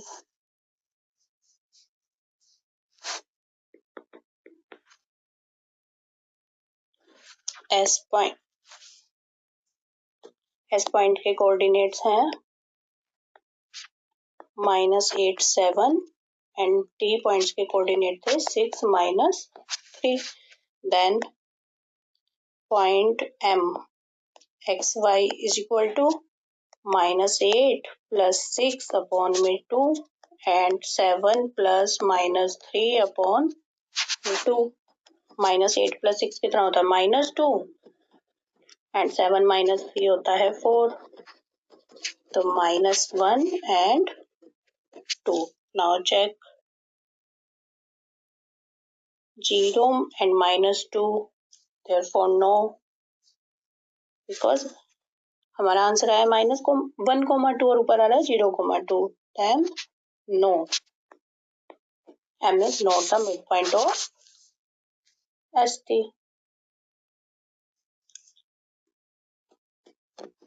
ठीक है, अब इसका एक मेथड और भी है, आप एक और मेथड लगा सकते हो। कैसे हम चेक कर सकते हैं कि पॉइंट एस टी और एम एस टी का मिड पॉइंट है। अब देखो, अगर मैं डिस्टेंस एस एम निकालूं, अगर ये मिड पॉइंट है तो S M distance M T के इक्वल होनी चाहिए, है ना। तो एस एम निकालेंगे, एम टी निकालेंगे बाय डिस्टेंस फॉर्मूला। अगर वो डिस्टेंसेस इक्वल आती हैं तो यस, और अगर वो डिस्टेंसेस इक्वल नहीं आती है then no. Clear? You found to find the coordinates of point B given that M is the midpoint of A and B। अब यहाँ पर ये given है कि M जो है वो A B का मिड पॉइंट है और हमें B पॉइंट के कोऑर्डिनेट्स फाइंड करने हैं। तो पॉइंट M के कोऑर्डिनेट्स कितने थे? -7 1। A पॉइंट के कोऑर्डिनेट्स थे 3 एंड -4 एंड B पॉइंट के कोऑर्डिनेट्स हमें फाइंड करने हैं। तो अब ये देखो, अगर मैं एक रफ स्केच बनाऊं तो A B और पॉइंट M है हमारा mid point, -7 and 1। A point है -3 एंड -4 एंड B पॉइंट है X एंड Y। ठीक है। अब बाय मिड पॉइंट फॉर्मूला क्या होता है हमारा मिड पॉइंट फॉर्मूला? वही same x1 plus x2 upon 2 and y1 plus y2 upon 2। हम यही वाला मिड पॉइंट फॉर्मूला अप्लाई करेंगे। तो मिड पॉइंट m के कोऑर्डिनेट्स कितने गिवन है? -7 1। अब x1 y1 and x2 and y2। ठीक है। देन 3 प्लस x अपॉन में 2 एंड -4 प्लस y अपॉन 2। अब देखो, अब हमें यहाँ पे क्या करना है? दोनों का x कोऑर्डिनेट कंपेयर करना है एंड दोनों का y कोऑर्डिनेट कंपेयर करना है। तो कंपेयरिंग का x coordinate, -7 is equal to 3 plus x upon 2। इसको सोल्व कर लेते हैं। -7 two -14 is equal to 3 plus x. देन एक्स की वैल्यू कितनी आ गई? -14। 3 ट्रांसपोज होकर माइनस का हो जाएगा, देन एक्स की वैल्यू आ जाएगी -17। ऐसे ही y कोऑर्डिनेट को कंपेयर करेंगे तो 1 is equal to -4 plus y upon में 2। 2 इधर जाएगा तो 2 1 2 is equal to -4 plus y। Then y की वैल्यू आ जाएगी 2 -4 इधर ट्रांसपोज होकर बन जाएगा +4। देन y की वैल्यू आ गई 6। तो पॉइंट B के कोऑर्डिनेट्स हमारे क्या आ गए? x कोऑर्डिनेट आ गया -17 and y coordinate. Now question number 11। Let PQ be the points of transection of AB with P closer to A and Q closer to B. Using your knowledge of how to find the coordinates of the midpoint of a segment, how would you find the coordinates of P and Q? Do this for the case when the points A 4 7 and B 16 -2। अब देखो बच्चों, अब यहाँ पर try section का क्या मतलब होता है? किसी भी लाइन सेगमेंट के 3 इक्वल पार्ट्स करना। ठीक है। तो सबसे पहले हमने एक लाइन ड्रॉ की A B और इसके 3 इक्वल पार्ट्स किए। ठीक है। एक पार्ट ये हो गया, एक पार्ट ये एंड एक पार्ट ये। अब हमें दिया है कि P closer to A। P और Q दो पॉइंट्स हैं जो इस लाइन सेगमेंट AB को 3 इक्वल पार्ट्स में डिवाइड करते हैं और P को इस तरह लेना है कि वो A के क्लोज हो और Q को इस तरह लेना है कि वो B के क्लोज हो। ठीक है। अब A के हमें कोऑर्डिनेट्स गिवन है। A के कोऑर्डिनेट है 4 7 एंड B के कोऑर्डिनेट्स हमें गिवन है 16 एंड -2। अब हमें मिड पॉइंट फॉर्मूला का यूज करके क्वेश्चन में लिखा भी है कि आपको जो नॉलेज है मिड पॉइंट कैसे फाइंड करते हैं, उसी का यूज करके आपको पॉइंट P और पॉइंट Q के कोऑर्डिनेट्स फाइंड करने हैं। तो लेट पॉइंट P के कोऑर्डिनेट्स हैं x1 y1 और पॉइंट Q के कोऑर्डिनेट्स हैं x2 y2। ठीक है। तो मिड पॉइंट फॉर्मूला क्या होता है? बाय मिड पॉइंट फॉर्मूला, किसी भी पॉइंट के कोऑर्डिनेट्स, किसी भी लाइन सेगमेंट के मिड पॉइंट के कोऑर्डिनेट्स हम कैसे फाइंड करते हैं? x1 plus x2 upon 2 and y1 plus y2 upon 2। अब यहाँ पर आप ये देखो, ये 3 इक्वल पार्ट्स हैं। तो अगर मैं सिर्फ लाइन सेगमेंट ए क्यू की बात करूं तो पॉइंट P ए क्यू का मिड पॉइंट होगा। ठीक है। और अगर मैं लाइन सेगमेंट पी बी की बात करूं तो Q जो पॉइंट है वो लाइन सेगमेंट पी बी का मिड पॉइंट होगा। क्लियर? P मिड पॉइंट है ए क्यू का और Q मिड पॉइंट है पी बी के लिए। तो for line segment A Q, point P के coordinates x1 y1 is equal to होगा। अब देखो, पॉइंट P के लिए A के कोऑर्डिनेट x1 y1 होंगे और Q के कोऑर्डिनेट्स हमारे x2 y2 है। तो देन 4 प्लस x2 अपॉन में 2 एंड 7 प्लस y2 अपॉन 2। ये हो गए हमारे पॉइंट P के coordinates. Similarly Q mid point है पी बी लाइन सेगमेंट के लिए, तो for P B Q point के कोऑर्डिनेट्स हमारे x2 y2, जो अब क्यू पॉइंट के लिए हमारा x1 y1 होगा पॉइंट P और x2 y2 होगा हमारा 16 और -2। तो हमें कैसे लेना होगा x1 plus 16 upon 2 and y1 plus -2 upon 2। ठीक है, इसको लिख लेते हैं x1 plus 16 upon 2 and y1 -2 upon 2। Clear है? x1 है कोऑर्डिनेट और इधर है x कोऑर्डिनेट हमारा दिस। देन x1 की वैल्यू क्या हो जाएगी 4 प्लस x2 अपॉन 2। ठीक है, और y1 की वैल्यू क्या हो जाएगी 7 प्लस y2 अपॉन 2। अब यहाँ से एक इक्वेशन हम फॉर्म कर लेते हैं 2x1 is equal to 4 plus x2 and 2y1 is equal to 7 plus y2। अगर मैं इधर से x2 की वैल्यू निकालूं तो 2x1 4 को हमने इधर ट्रांसपोज कर देंगे तो आ जाएगा 2x1 minus 4 and here y2 की वैल्यू हो जाएगी 2y1 minus 7। Similarly 4 point Q x coordinate x2 and इधर है x1 प्लस 16 अपॉन में 2। ठीक है, x वाला x के साथ और y वाला y के साथ हम कंपेयर करेंगे। देन x2 की value x1 plus 16 upon 2 and y2 की वैल्यू हो जाएगी y1 माइनस 2 अपॉन 2। क्लियर? अब इस 2 को इधर सेंड करते हैं तो 2x2 is equal to x1 plus 16 and 2y2 is equal to y1 minus 2। ठीक है, अब देखो x2 की वैल्यू क्या थी हमारी 2x1 माइनस 4 और y2 की वैल्यू क्या थी 2y1 minus 7। Now putting the value 2x2 की वैल्यू ऊपर से हमने रखा 2x1 minus 4 is equal to x1 plus 16। Solve करते हैं तो 2 टू ज़ा 4 x1 माइनस 2 4 जा 8 is equal to x1 plus 16। 4x1 इस x1 को इधर ट्रांसपोज करेंगे तो x1 इज इक्वल टू 16 और इस 8 को हमने इधर ट्रांसपोज किया तो plus 8। 3x1 is equal to 16 plus 8 24। Then x1 is equal to 24 divide by 3 8। Similarly अब हमें इधर से वैल्यूज निकालनी है तो 2y2 की वैल्यू है 2y1 minus 7 is equal to y1 minus 2, 2 2s are 4, y1, 2 7s are 14 is equal to y1 minus 2, 4y1 minus y1 is equal to minus 2 and minus 14, right transpose होगा तो plus 14, 3y1 is equal to 12, then y1 is equal to 3 4 जा 12। तो x1 y1 के हमारे coordinates that means point P के coordinates हमारे क्या आ गए 8 एंड 4। नाउ अब देखो x1 की वैल्यू कितनी है 8 और x2 हमारा क्या था 2x1 माइनस 4। यहाँ से अब x2 is equal to 2x1 की वैल्यू आई है 8 sorry minus 4। 8 2 is 16 minus 4 then x2 is 12। Similarly y2 is equal to 2y1 minus 7।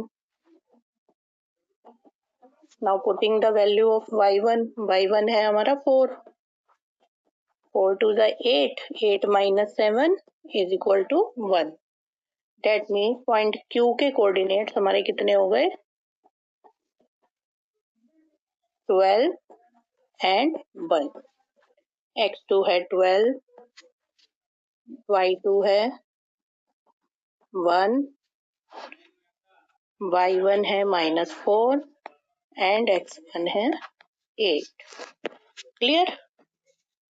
Even the points A, B and C show that they lie on a circle K whose center is the origin O. What is the radius of circle K? इसके लिए हमें पहले एक circle K बनाना है। Question number 12।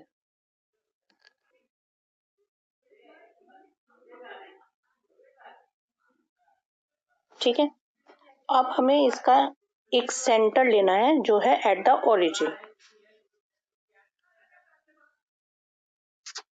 ठीक है, जिसके coordinates हैं 0 एंड 0। अब हमें चेक करना है, now points A 1 -8, B -4 7 and C -7 -4 lie on this circle के। इसके लिए पहले हमने पॉइंट्स ए, कहीं पर भी हमने पॉइंट ए बी और सी इस सर्कल पर ले लिए, ठीक है।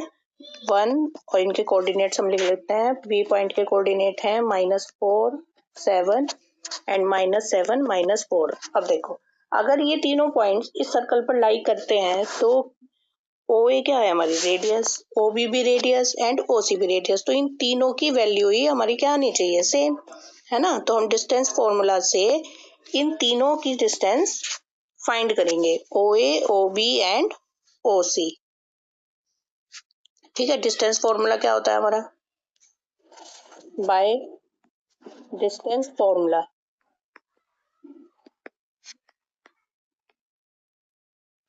x2 - x1 whole square plus y2 - y1 whole square, है ना। Now find the distance O A. O point के कोऑर्डिनेट्स क्या है हमारे, ओ 0 0, ये ओरिजिन पर है, और ए पॉइंट के कोऑर्डिनेट हैं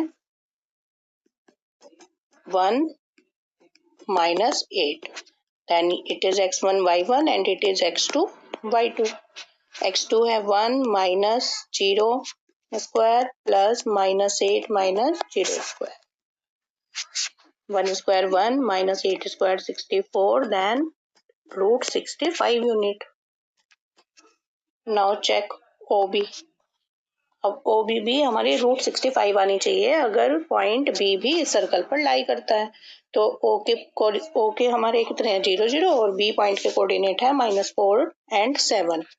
then -4 -0 square plus 7 -0 whole square, 4 का square plus 16 and 7 square 49।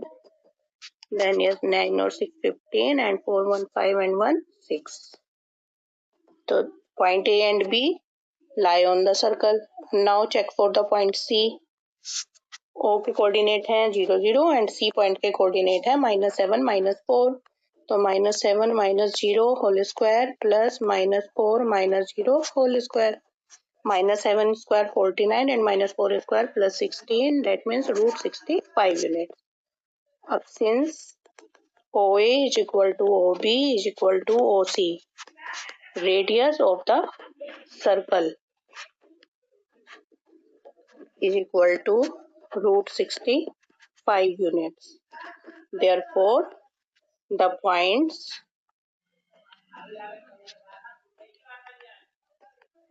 A, B and C lie on the circle K, ठीक है। Now second part, and what is the radius of the circle K, वो हमने already निकाल लिया √65।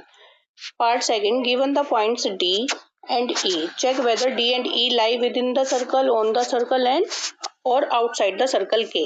अब हम OD और OE निकालेंगे, ठीक है, और इसको रेडियस से कंपेयर करेंगे। अगर वो इक्वल आएगी देन ऑन द सर्कल, अगर ये कम आती है then inside the circle, and अगर ज्यादा आती है तो outside the circle. Point O के कोऑर्डिनेट्स हैं 0 एंड 0 एंड पॉइंट D के कोऑर्डिनेट्स हैं -5 6।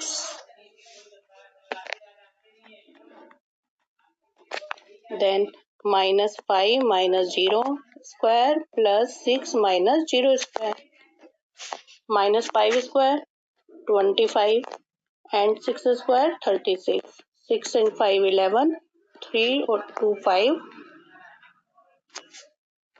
√61 unit.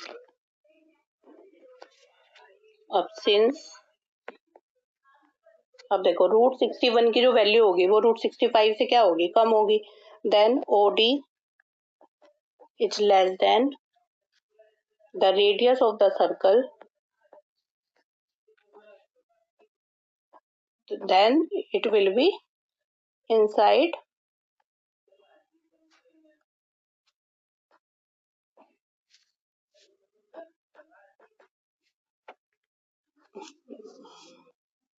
OD is less than radius of the circle, therefore point T will lie in the circle, will lie within the circle.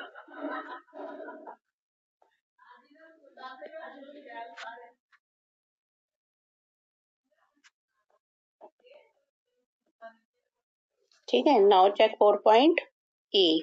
तो O point के coordinates हैं 0 and 0, and point E के coordinates हैं 0 and 9. OE 0 minus 0 square plus 9 minus 0 square. 9 square हो गया 81 and 0 minus 0 हो गया 0. 0 plus 81 81 और 81 का स्क्वायर रूट है तो है होता है 9 यूनिट. अब देखो रूट 81 को अगर मैं रूट 65 से कंपेयर करूं तो OE is greater than radius. ठीक है. तो OE is greater than radius, therefore point E will lie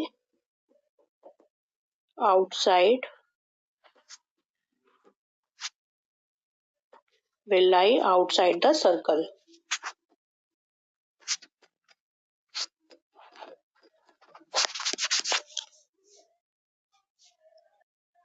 Question number 13. The midpoints of the sides of the triangle ABC are the points D, E and F. Given that the coordinates of point D, E and F are this 5, 1, 6, 5 and 0, 3 respectively. Find the coordinates of point A, B and C. अब देखो सबसे पहले हमने question number 13. सबसे पहले एक triangle बना लेते हैं.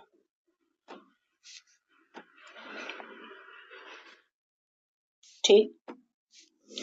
Now points A, B and C. अब A, B का मिड पॉइंट है.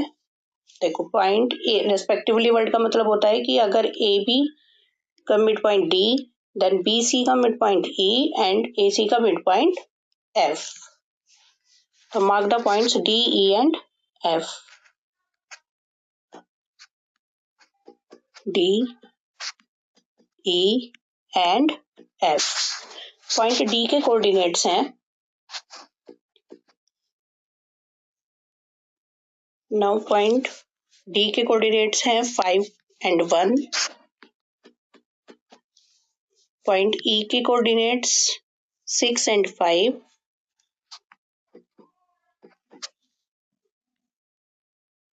एंड 0, 3. ठीक है. Now we have to find the coordinates of point A, point B and point C. अब late it B point the x1 and y1 are the coordinates of point A, x2 and y2 are the coordinates of point B and x3 and y3 are the coordinates of point C. अब देखो D point है AB line segment का. ठीक है. BC का mid point है E and AC का mid point है F. तो अब हमें मिड पॉइंट फॉर्मूला अप्लाई करना है और इक्वेशंस सेट करनी है by mid point formula.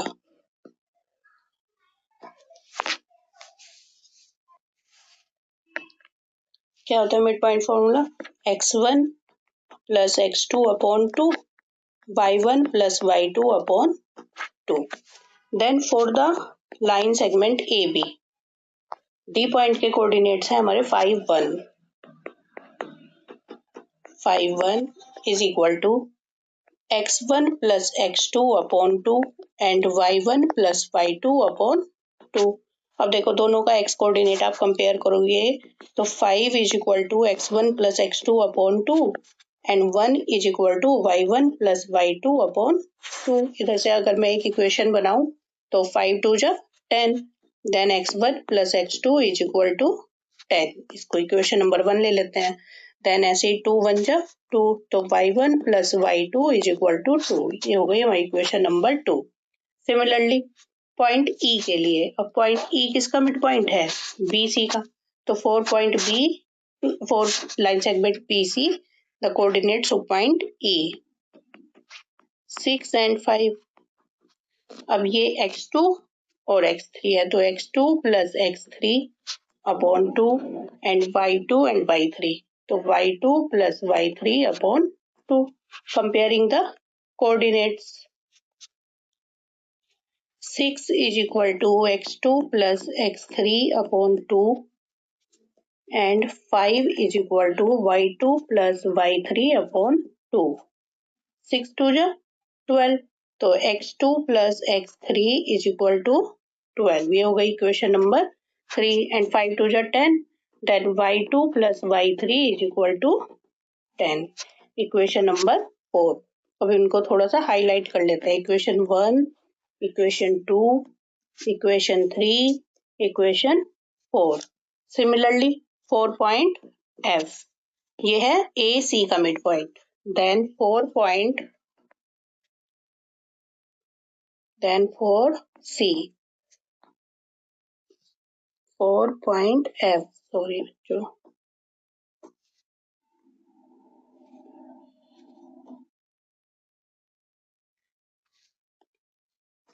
4F। F point के कोऑर्डिनेट्स क्या थे हमारे? 0 3।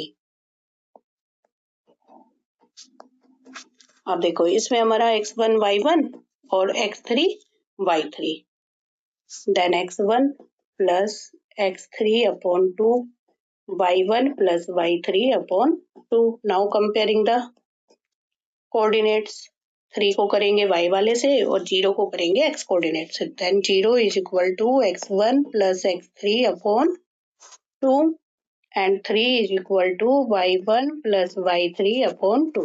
अभी इधर से क्या इक्वेशन बनेगी? 2 की 0 में इंटू करेंगे तो 0 आएगा। Then x1 plus x3 is equal to 0। ये बन गए हमारी इक्वेशन नंबर 5 एंड 3 2 जा 6, तो y1 plus y3 is equal to 6। Equation number 6। अब देखो हमारे पास ये 6 इक्वेशंस आ गई है, 1 2 3 4 एंड 5 6। अब जिसमें भी x कोऑर्डिनेट्स हैं 1 3 एंड 5, हम इन तीनों इक्वेशंस को ऐड अप करेंगे एक बार और x1 x2 और x3 की वैल्यूज को फाइंड करेंगे। ठीक है, now adding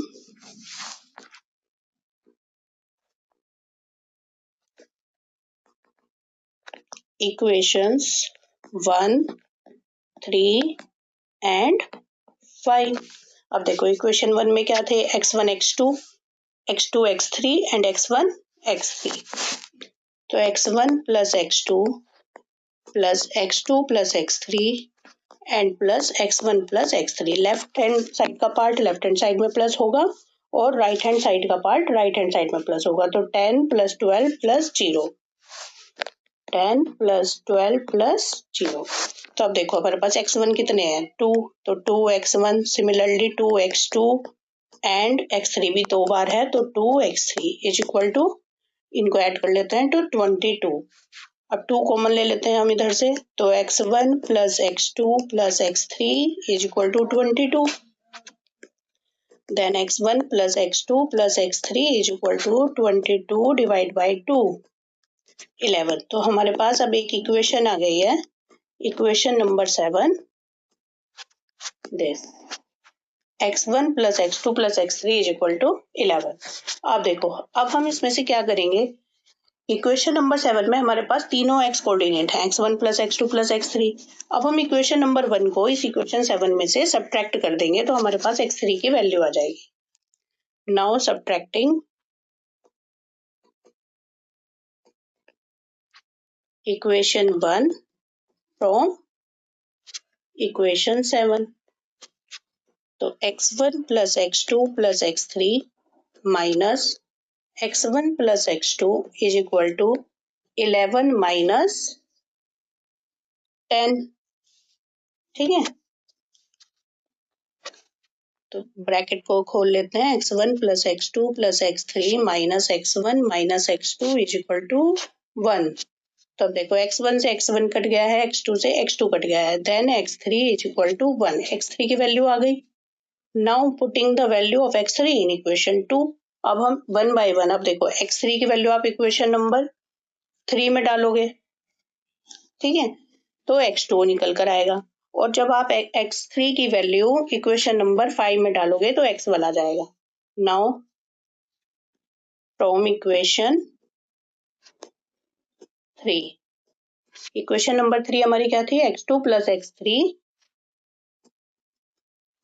is equal to 12, then x2 plus 1 is equal to 12, x2 is equal to 12 minus 1 is equal to 11. Then x2 is equal to 11. Now from equation 5,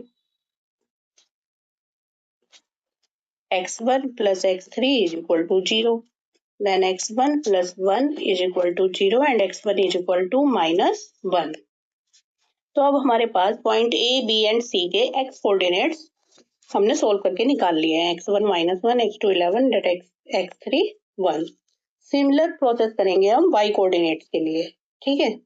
now adding all the now adding the equations 2, 4 and 6. Now adding equations 2, 4 and 6. Similarly अब देखो y1 हमारे पास कितनी बार है, 2 बार। एक बार y1 इधर है, एक बार y1 इधर है, तो चलो मैं लिख लेती हूँ, y1 plus y2 plus y2 plus y3 and plus y1 plus y3 is equal to 2, 10, देखो 2, 10 एंड 6, 2, 10 एंड 6।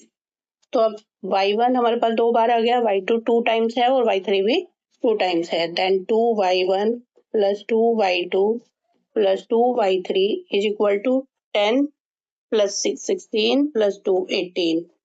सिमिलरली 2 से हम कॉमन लेंगे और डिवाइड कर देंगे, तो then y1 plus y2 plus y3 कितना आ जाएगा, 18 divide by 2 9।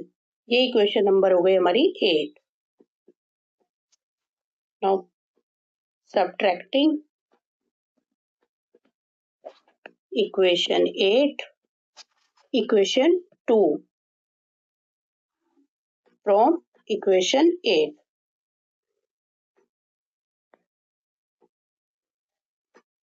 Now equation 2 from 8, then y1 plus y2 plus y3 minus y1 plus y2 is equal to 9 minus 2। अब देखो इक्वेशन 2 हमारी ये थी, y1 plus y2 is equal to 2, और equation number 8 है हमारी ये।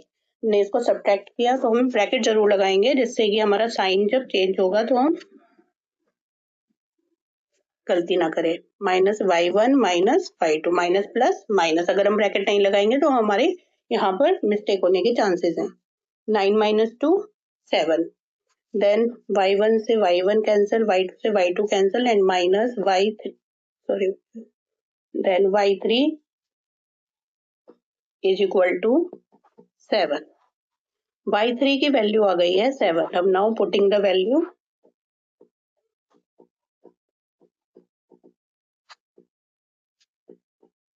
Of y3 in equation 4। अब देखो जब इसमें डालोगे आप इक्वेशन नंबर 4 में, तो y2 plus y3 is equal to 10, y2 plus y3 की वैल्यू कितनी आई है 7, then y2 is equal to 10 minus 7 is equal to 3। तो y2 कितना आ गया आपका 3। Now from equation 6, y1 plus y3 is equal to 6, then putting the value of y3, तो y1 plus 7 is equal to 6, तो y1 की value कितनी आ जाएगी 6 माइनस 7 इज इक्वल टू -1। तो y1 आ गया हमारा -1। अब देखो हमारे पास सारे x कोऑर्डिनेट्स और सारे ही y कोऑर्डिनेट्स आ गए हैं। तो अब हम पॉइंट्स लिखते हैं। तो कोऑर्डिनेट्स को पॉइंट ए कितना हो जाएगा, x1 y1। x1 की वैल्यू हमारी कितनी थी, देखो x1 आया था हमारा -1, देन -1 और y1 की वैल्यू भी -1। पॉइंट बी के कोऑर्डिनेट्स x2 हमारा कितना आया था 11 और y2 की वैल्यू है हमारी 3 एंड पॉइंट सी के कोऑर्डिनेट्स x3 है 1 एंड y3 है 7। A city has two main roads which cross each other at the center of the city. These two roads are along the north-south direction and east-west direction. All the other streets of the city run parallel to these roads and they are 200 meters apart. There are 10 streets in each direction. Question number 1 है using 1 centimeter 200 meter draw a model of the city in your notebook and represent the roads ये streets by single lines. Clear. अब देखो सबसे पहले हम इसके लिए क्या करेंगे, एक रफली हम डायग्राम बनाएंगे। अब देखो ये हमारे डायरेक्शन चार्ट क्या होता है, east west and north and south. ठीक है। अब एक हमें क्या करना है कि एक सिटी की 2 मेन रोड्स बनानी है। तो एक तो बनानी है हमें ईस्ट वेस्ट डायरेक्शन में और दूसरी स्ट्रीट हमें बनानी है नॉर्थ साउथ डायरेक्शन में और दोनों ही क्रॉस करती हैं each other at the centre of the city and let it B origin. अब ये origin centre of the city को हम क्या लेंगे, ओरिजिन लेंगे। अब इसमें हमें क्या करना है, 10 स्ट्रीट्स हमें बनानी है ईस्ट वेस्ट डायरेक्शन में। जो ईस्ट वेस्ट डायरेक्शन है वो as an x axis work करेगी और जो नॉर्थ साउथ डायरेक्शन है वो वाई एक्सिस की तरह से वर्क करेगी। ठीक है। अब हमें एक्स एक्सिस यानी कि ईस्ट वेस्ट के पैरेलल 10 स्ट्रीट्स बनानी है। तो हम 10 स्ट्रीट्स किस तरीके से ड्रॉ कर सकते हैं, 5 ऊपर, 3, 4 एंड 5 और 5 ही इसकी बिलो डायरेक्शन में भी बना सकते हैं, 3, 4 एंड 5। सिमिलरली अब हमें नॉर्थ साउथ डायरेक्शन में भी 10 स्ट्रीट्स बनानी है। तो 10 हम इधर बना लेंगे, 5 इधर एंड 5 इधर। ठीक है। अब ये रफली डायग्राम है, अभी फेयर जब हम ग्राफ पर प्लॉट करेंगे तो आपको और अच्छे से क्लियर होगा। अब देखो यूजिंग 1 और ये सारी रोड्स आपस में 200 मीटर के अपार्ट पर है, डिस्टेंस पर है। तो अब देखो हमें draw a model of the city in your notebook. अब हमें एक मॉडल बनाना है। तो ये देखो ये है ग्राफ। ठीक। इसमें हमारी जो ईस्ट वेस्ट डायरेक्शन की स्ट्रीट है वो एक्स एक्सिस की तरह से वर्क कर रही है और जो नॉर्थ साउथ की जो हमारी स्ट्रीट है वो वाई एक्सिस की तरह से वर्क कर रही है और जो जहां पर दोनों स्ट्रीट इंटरसेक्ट कर रही हैं वो है centre of the city, that means origin. अब हमने 5 स्ट्रीट्स नॉर्थ साउथ के पैरेलल इधर बना ली हैं राइट साइड में और 5 स्ट्रीट्स हमने लेफ्ट साइड में बना ली हैं। इसी तरह से अब हमने ईस्ट वेस्ट डायरेक्शन के पैरेलल 5 स्ट्रीट्स 1, 2, 3, 4, 5 स्ट्रीट्स हमने बना ली हैं above the axis and 5 streets हमने बना ली हैं 1, 2, 3, 4, 5। तो टोटल कितनी हो गई, 5 + 5 10 और इधर भी 5 एंड 5 10। तो 10 स्ट्रीट्स हमारी हो गई ईस्ट वेस्ट के पैरेलल और 10 स्ट्रीट्स हो गई हमारी नॉर्थ साउथ के पैरेलल। अब हमारा क्वेश्चन क्या है, ये तो बन गया हमारा मॉडल। अब इसमें ये जो हमारी डिस्टेंसेस है ये कितने मीटर अपार्ट है, 200 मीटर अपार्ट। क्लियर, क्योंकि सारी स्ट्रीट्स आपस में 200 मीटर अपार्ट है। क्लियर। तो चाहे वर्टिकल हो या फिर हॉरिजॉन्टल सबके बीच में 200 मीटर का डिस्टेंस है। अब नाउ फर्स्ट क्वेश्चन हमारा हो गया। Second question, there are street intersections in the model, each street intersection is formed by 2 streets. अब जितने भी स्ट्रीट इंटरसेक्शन होंगे मतलब कि एक नॉर्थ साउथ की स्ट्रीट लेंगे और एक ईस्ट वेस्ट की स्ट्रीट लेंगे और दोनों का इंटरसेक्शन पॉइंट देखेंगे, one running in the north south and another in the EW direction. Each street intersection is referred in the following manner. If the second street लेनी है हमें नॉर्थ साउथ डायरेक्शन की, और फिफ्थ स्ट्रीट हमें लेनी है EW direction की, meet at some crossing, कहीं पर तो इंटरसेक्ट करेंगी, then we call this intersection point as 2 and 5. Using this convention find how many street intersection can be referred to as 4 and 3. मतलब fourth हमें लेनी है नॉर्थ साउथ की, और थर्ड स्ट्रीट हमें लेनी है ईडब्ल्यू डायरेक्शन की. इसी तरह से बी पार्ट में how many street intersections can be referred to as 3 and 4. Third street हमें लेनी है नॉर्थ साउथ डायरेक्शन की, और फोर्थ स्ट्रीट हमें लेनी है ईडब्ल्यू डायरेक्शन की. अब देखते हैं, चलो देखो अब ऑन द ग्राफ पहले मैं बात करूंगी 2 and 5 की. तो सेकंड स्ट्रीट नॉर्थ साउथ में ये है, clear, and fifth street in east west direction ये है. कहां पर कट कर रही है? इस वाले पॉइंट पर, और इस पॉइंट के कोऑर्डिनेट्स क्या हो गए 2 and 5. और कितने पॉइंट ऑफ इंटरसेक्शन है? ओनली वन, सिर्फ एक ही पॉइंट पर दोनों स्ट्रीट्स एक दूसरे को इंटरसेक्ट कर रही है. अब सिमिलरली 4 and 3, फोर्थ स्ट्रीट हमें लेनी है नॉर्थ साउथ, ये हो गई हमारी fourth street, and third street हमें लेनी है ईस्ट वेस्ट डायरेक्शन. तो कितने पॉइंट ऑफ इंटरसेक्शन हो गए हमारे? यहाँ पर भी ओनली वन, और coordinates of this point is 4 and 3. so then only one intersection point, part A का आंसर. ठीक, अब नेक्स्ट 3 and 4. अब थर्ड स्ट्रीट हमें लेनी है north south direction, and fourth street हमें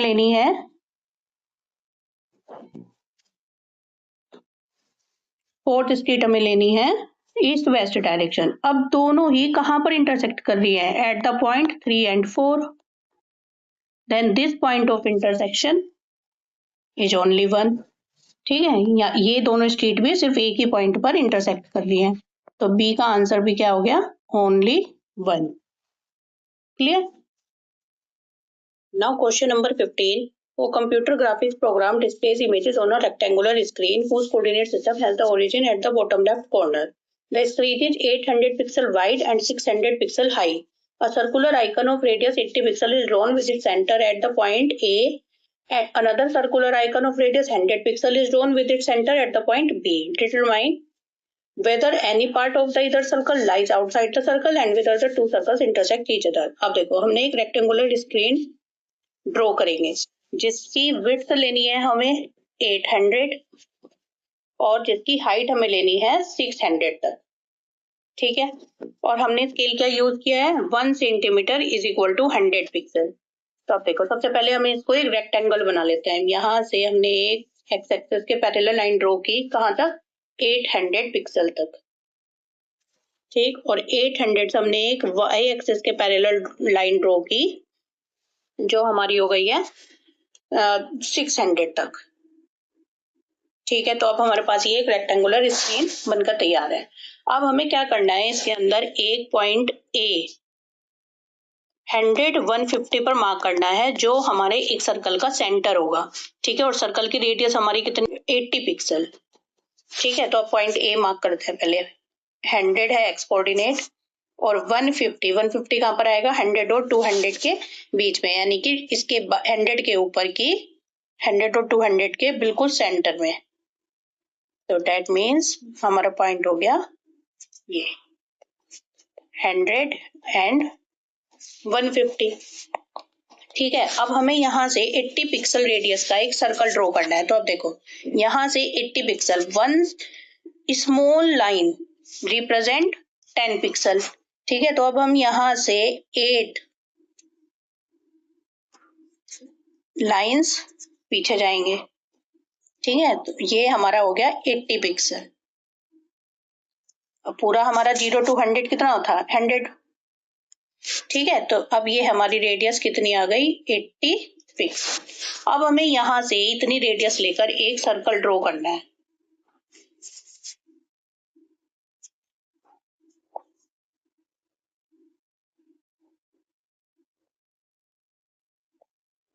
अब देखो ये रेडियस चारों तरफ सभी जगह पर इक्वल होती है, तो अब हमें एक 80 पिक्सल का हमने ये रेडियस ड्रॉ कर दिया। ठीक है, अब हमारा नेक्स्ट सर्कल जो बनाना है हमें वो है सेंटर बी लेना है हमें 250, 230 और रेडियस लेनी है 100 पिक्सल। ठीक है, रेडियस लेनी है 100 पिक्सल और पॉइंट बी हमें लेना है 250 एंड 230 पर। अब देखो 250 एक्स कोऑर्डिनेट हमारा 200 और 300 के बिल्कुल सेंटर में ये वाला पॉइंट होगा हमारा 250 एंड 230 कहां पर होगा 200 के ऊपर स्मॉल 3 लाइन, ये वाला पॉइंट होगा हमारा 230।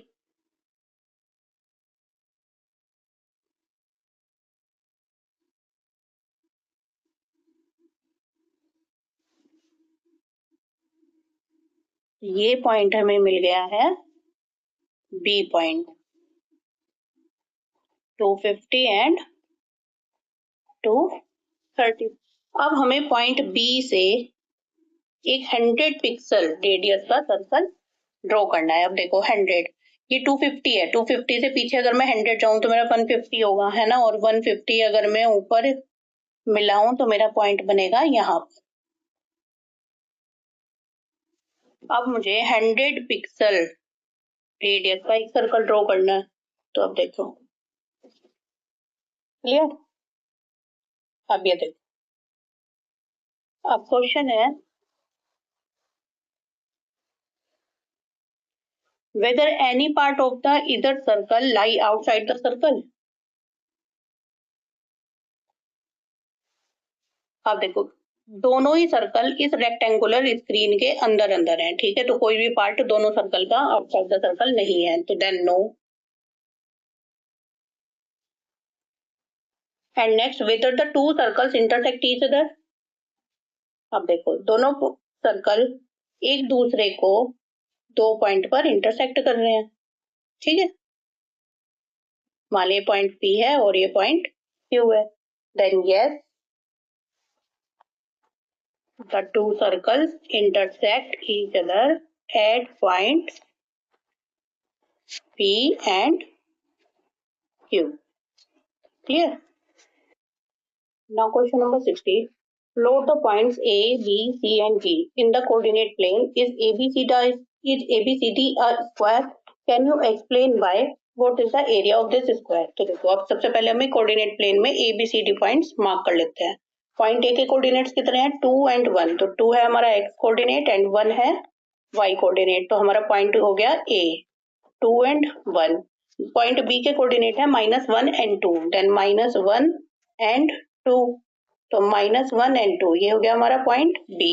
देन पॉइंट सी -2 एंड -1, तो -2 हमारा एक्स कोऑर्डिनेट एंड -1 हमारा वाई कोऑर्डिनेट, ठीक है, कहां पर इंटरसेक्ट करेंगे इस पॉइंट पर, तो -2 -1 ये हो गया हमारा point C. And D point है 1 एंड -2, तो एक्स कोऑर्डिनेट है हमारा 1 और -2 हमारा है Y coordinate.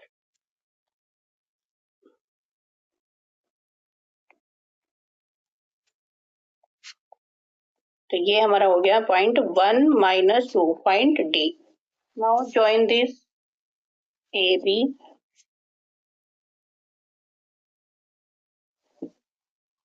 C D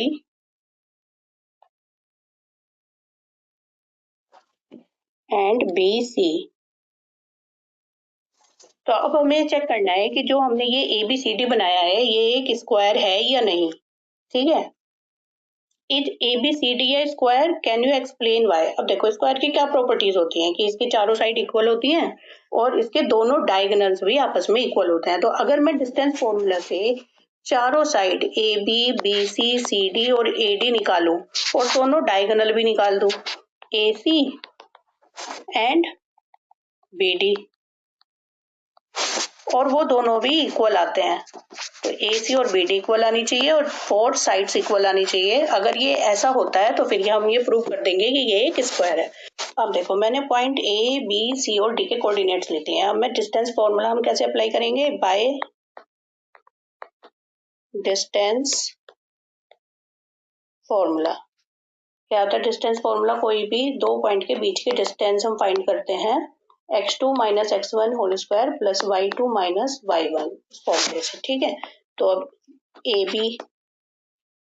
B के लिए हमारा ये x1 एंड ये y1, ये x2 एंड ये y2, तो वैल्यूज पुट करेंगे -1 -2 whole square plus 2 -1 whole square,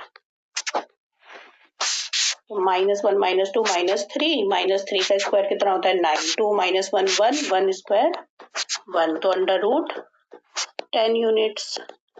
then BC के लिए ये हमारा x1 y1 एंड ये हमारा हो गया x2 y2,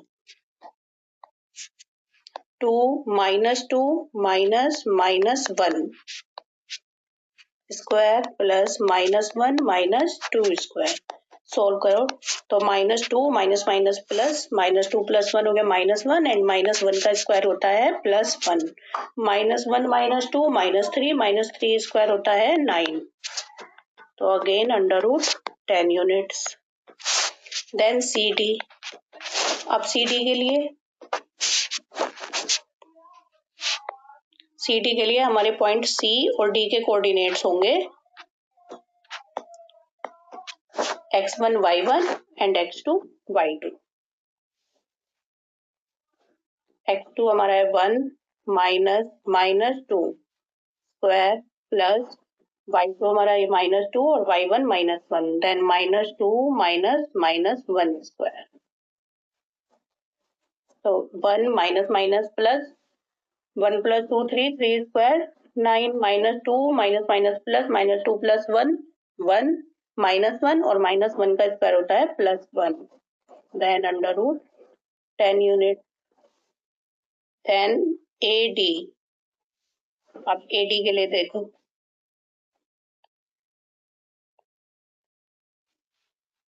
ये x1 y1 एंड ये x2 y2, then 1 -2 square plus -2 -1 square, 1 -2 -1 -1 का स्क्वायर -1 स्क्वायर -3 स्क्वायर, -1 का स्क्वायर 1 3 का -3 का square 9, then under root 10 units. तो all the four sides are equal in ABCD। अब दोनों डायगोनल भी हमें फाइंड करने हैं। देन AC, अब A पॉइंट के कोऑर्डिनेट हमारे क्या थे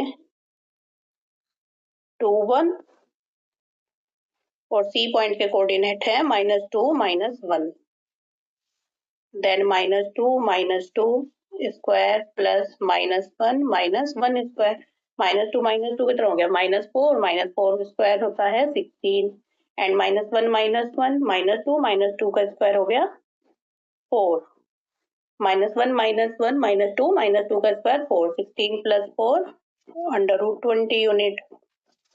नेक्स्ट BD, अब पॉइंट B के कोऑर्डिनेट्स हमारे थे -1 एंड 2 एंड D पॉइंट के कोऑर्डिनेट है